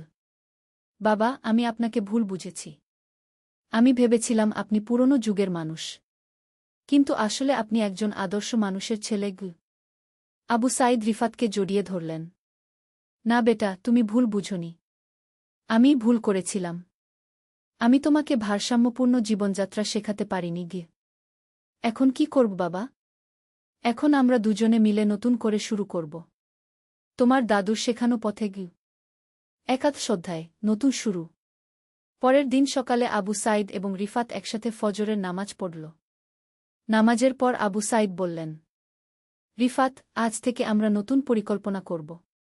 তুমি তোমার পড়াশোনা চালিয়ে যাবে, কিন্তু সেই সাথে ব্যবসায়িক দক্ষতাও অর্জন করবে। কিন্তু বাবা, আমাদের তো পুঁজি নেই। আবু সাইদ হাসলেন। পুঁজি আল্লাহ দেবেন। আমাদের কাছে আছে সততা, পরিশ্রম আর দোয়াগি। তারা ঠিক করল ছোট করে একটি অনলাইন ব্যবসা শুরু করবে। ইসলামিক বই, কুরআন, তাসবিহের পাশাপাশি আধুনিক প্রয়োজনীয় জিনিসপত্র বিক্রি করবে। রিফাত তার কম্পিউটার স্কিল ব্যবহার করে একটি ওয়েবসাইট তৈরি করল। আবু সাইদ তার পুরনো যোগাযোগ কাজে লাগাল। প্রথম মাসে তাদের মাত্র 5,000 টাকা বিক্রি হল। কিন্তু তারা হতাশ হল না। ধৈর্য বেটা, আবু সাইদ বললেন। তোমার দাদু বলতেন, আল্লাহর রহমত ধীরে ধীরে আসে, কিন্তু স্থায়ী হয়। দ্বাদশ অধ্যায়, চ্যালেঞ্জ এবং সমাধান। 3 মাস পর তাদের একটি বড় সমস্যা হল। একজন ক্রেতা তাদের দেওয়া পণ্যের বিরুদ্ধে মিথ্যা অভিযোগ করল এবং অনলাইনে খারাপ রিভিউ দিল। রিফাত রেগে গেল। বাবা, আমরা এই লোকটার বিরুদ্ধে পাল্টা ব্যবস্থা নেব। কিন্তু আবু সাইদ শান্ত থাকলেন। না বেটা, আমরা সত্য বলব, কিন্তু কারো বিরুদ্ধে প্রতিশোধ নেব না। তারা ভদ্রভাবে ক্রেতার সাথে যোগাযোগ করল। জানতে পারল যে আসলে তার পণ্যটি ডেলিভারি বিলম্বের কারণে নষ্ট হয়ে গিয়েছিল। আবু সাঈদ এবং রিফাত তৎক্ষণাৎ তার টাকা ফেরত দিয়ে দিল এবং নতুন পণ্য পাঠিয়ে দিল, কোনো অতিরিক্ত চার্জ ছাড়াই। ক্রেতা লজ্জিত হয়ে গেল। সে তার খারাপ রিভিউ মুছে দিয়ে তার পরিবর্তে একটি চমৎকার রিভিউ দিল। এই ঘটনা অন্যান্য ক্রেতাদের কাছে পৌঁছে গেল। মানুষ বুঝতে পারল যে আবু সাঈদ এবং রিফাত সৎ ব্যবসায়ী। 13 অধ্যায় সফলতার স্বাদ। 6 মাস পর তাদের ব্যবসা ভালো অবস্থানে পৌঁছে গেল। মাসিক আয় 50,000 টাকা ছাড়িয়ে গেল। কিন্তু সফলতার সাথে এসে গেল নতুন চ্যালেঞ্জ। অনেকে তাদের পরামর্শ দিল, আরও লাভের জন্য কিছু কোয়ালিটি কমিয়ে দাও, ভোক্তাদের কিছু লুকিয়ে রাখো, প্রতিযোগীদের বিরুদ্ধে গুজব ছড়াও। কিন্তু আবু সাঈদ এবং রিফাত এসব পরামর্শ মানল না। বেটা, আবু সাঈদ রিফাতকে বললেন, মনে রেখো, আমাদের সফলতা আল্লাহর রহমত। যদি আমরা হারাম পথে পা বাড়াই তাহলে এই রহমত চলে যাবে। তারা তাদের নীতিতে অটল রইল। সততা, স্বচ্ছতা আর গুণগত মান, এই 3টি বিষয়ে কখনো আপস করল না। আল্লাহ তাদের এই সততার পুরস্কার দিলেন। 1 বছরের মধ্যে তাদের ব্যবসা শহরের পরিচিত ব্র্যান্ডে পরিণত হল। 14 অধ্যায় সামাজিক দায়বদ্ধতা। ব্যবসা ভাল চলতে শুরু করার পর আবু সাঈদ রিফাতকে বললেন, এখন আমাদের সামাজিক দায়িত্ব পালনের সময় এসেছে। তোমার দাদু যেমন করতেন, তারা তাদের লাভের একটি অংশ দিয়ে এলাকার গরিব ছেলেমেয়েদের বইখাতা কিনে দিতে লাগল। প্রতি রমজানে ইফতার বিতরণ করতে লাগল। রিফাত প্রথমে ভেবেছিল এতে তাদের লোকসান হবে, কিন্তু দেখল যে উল্টো তাদের ব্যবসা আরও বাড়ছে। বাবা, এটা কিভাবে সম্ভব? আবু সাঈদ হেসে বললেন, বেটা, কুরআনে আল্লাহ বলেছেন, যারা আল্লাহর পথে খরচ করে তাদের উদাহরণ হল একটি শস্যদানার মতো, যা থেকে 7টি শীষ জন্মে, প্রতিটি শীষে 100 দানা, এটাই আল্লাহর গ্যারান্টি। 15 অধ্যায় আধ্যাত্মিক উন্নতি। ব্যবসার পাশাপাশি আবু সাঈদ এবং রিফাত দুজনেই তাদের আধ্যাত্মিক উন্নতির দিকেও মনোযোগ দিল। প্রতিদিন ফজরের পর তারা একসাথে কুরআন তিলাওয়াত করত, হাদিস পড়ত, ইসলামিক বিষয়ে আলোচনা করত। রিফাত আবিষ্কার করল যে ধর্মের সাথে আধুনিক জীবনযাত্রার কোনো বিরোধ নেই, বরং ইসলাম তাকে আরও সুন্দরভাবে জীবন যাপন করতে শিখিয়েছে। বাবা, একদিন সে বলল, আমি এখন বুঝতে পারছি দাদুর শিক্ষার গুরুত্ব। ইসলাম শুধু ব্যক্তিগত ধর্ম নয়, এটি একটি পূর্ণাঙ্গ জীবন ব্যবস্থা। আবু সাঈদ খুশি হয়ে বললেন, আলহামদুলিল্লাহ। তোমার দাদু যদি জীবিত থাকতেন তাহলে আজ কত খুশি হতেন। 16 অধ্যায় সম্প্রদায়ের নেতৃত্ব। 2 বছর পর আবু সাঈদ এবং রিফাত এলাকার মানুষের কাছে অনুকরণীয় হয়ে উঠেছিল। অনেক যুবক তাদের কাছে ব্যবসার পরামর্শ নিতে আসত। তারা একটি যুব সংগঠন গড়ে তুলল। এই সংগঠনের মাধ্যমে তারা এলাকার যুবকদের উৎপাদনশীল কাজে যুক্ত করতে লাগল। প্রতি সপ্তাহে তারা একটি আলোচনা সভার আয়োজন করত। এখানে ইসলামিক শিক্ষার পাশাপাশি ব্যবসা, প্রযুক্তি এবং সমাজসেবার বিষয়ে আলোচনা হতো। অনেক পথভ্রষ্ট যুবক এই সংগঠনে যুক্ত হয়ে সঠিক পথ খুঁজে পেল। কেউ কেউ নিজের ছোট ব্যবসা শুরু করল। রিফাত দেখল যে মানুষের উপকার করতে পারার মধ্যে অসীম আনন্দ আছে। এই আনন্দ টাকা পয়সার চেয়ে অনেক গুণ বেশি। 17 অধ্যায় পারিবারিক সুখ। 3 বছর পর রিফাতের বিয়ে হল। সে একটি ধর্মপ্রাণ পরিবারের মেয়ে আয়েশাকে বিয়ে করল। আয়েশাও রিফাত এবং আবু সাঈদের আদর্শে অনুপ্রাণিত হল। সে পারিবারিক ব্যবসায় যুক্ত হল এবং মহিলাদের জন্য আলাদা বিভাগ খুলল। পরের বছর রিফাত এবং আয়েশার একটি পুত্র সন্তান হল। নাম রাখা হল আব্দুর রহমান, দাদুর নামে। যখন আবু সাঈদ তার নাতিকে প্রথম কোলে নিলেন তিনি কেঁদে ফেললেন। বাবা, কাঁদছেন কেন? রিফাত জিজ্ঞেস করল। আনন্দের অশ্রু বেটা। তোমার দাদু আব্দুর রহমানের স্বপ্ন পূরণ হয়েছে। আমরা একটি ইসলামী পরিবার গড়ে তুলতে পেরেছি। 18 অধ্যায় শিক্ষার বিস্তার। 5 বছর পর তাদের ব্যবসা এত বড় হয়েছিল যে তারা একটি শিক্ষা প্রতিষ্ঠান স্থাপনের কথা ভাবতে পারল। বাবা, রিফাত বলল, আমরা একটা স্কুল খুলি, যেখানে আধুনিক শিক্ষার সাথে সাথে ইসলামিক শিক্ষাও দেওয়া হবে। আবু সাঈদ এই প্রস্তাবে খুশি হলেন। চমৎকার ভাবনা। তোমার দাদু সব সময় বলতেন, শিক্ষাই জাতির মেরুদণ্ড। তারা নুরুল হুদা একাডেমি নামে একটি স্কুল প্রতিষ্ঠা করল। এই স্কুলের বিশেষত্ব ছিল আধুনিক বিজ্ঞান এবং ইসলামিক শিক্ষার সমন্বয়। চরিত্র গঠনের উপর বিশেষ জোর। গরিব ছাত্রদের জন্য বিনামূল্যে শিক্ষা। ব্যবহারিক দক্ষতা শেখানো। স্কুলটি খুব তাড়াতাড়ি এলাকার সেরা শিক্ষা প্রতিষ্ঠানে পরিণত হল। ঊনবিংশ অধ্যায় প্রজন্মের ধারাবাহিকতা 10 বছর পর আবু সাইদের নাতি আব্দুর রহমান 5 বছর বয়সী হয়েছে। সে খুবই বুদ্ধিমান এবং কৌতূহলী। একদিন সে আবু সাইদকে জিজ্ঞেস করল, নানাজান, আপনি সব সময় আল্লাহর কথা বলেন কেন? আবু সাইদ তাকে কোলে নিয়ে বললেন, বাবা, আল্লাহ আমাদের সৃষ্টিকর্তা। তিনি আমাদের ভালোবাসেন। আমরাও তাকে ভালোবাসি। কিন্তু নানাজান, আমি তো আল্লাহকে দেখতে পাই না। আবু সাইদ হেসে বললেন, বাবা, তুমি বাতাস দেখতে পাও না? কিন্তু বাতাস আছে তো। তোমার শ্বাসপ্রশ্বাসে বাতাস। আল্লাহ তেমনি আছেন। তিনি সবখানে, আমাদের হৃদয়ে। ছোট্ট আব্দুর রহমান মাথা নাড়িয়ে বুঝার চেষ্টা করল। রিফাত এই দৃশ্য দেখে মুগ্ধ হল। সে বুঝতে পারল যে আবু সাইদ তার নাতির মধ্যে সেই একই বীজ বপন করছেন, যা একসময় আব্দুর রহমান বপন করেছিলেন তার মধ্যে। বিংশ অধ্যায় পূর্ণতার দিকে। আজ রিফাত 30 বছর বয়সী একজন সফল মানুষ। তার ব্যবসা, তার পরিবার, তার সমাজসেবা, সব কিছুতেই সে সফল। কিন্তু সবচেয়ে বড় কথা, সে একজন ভাল মুসলমান।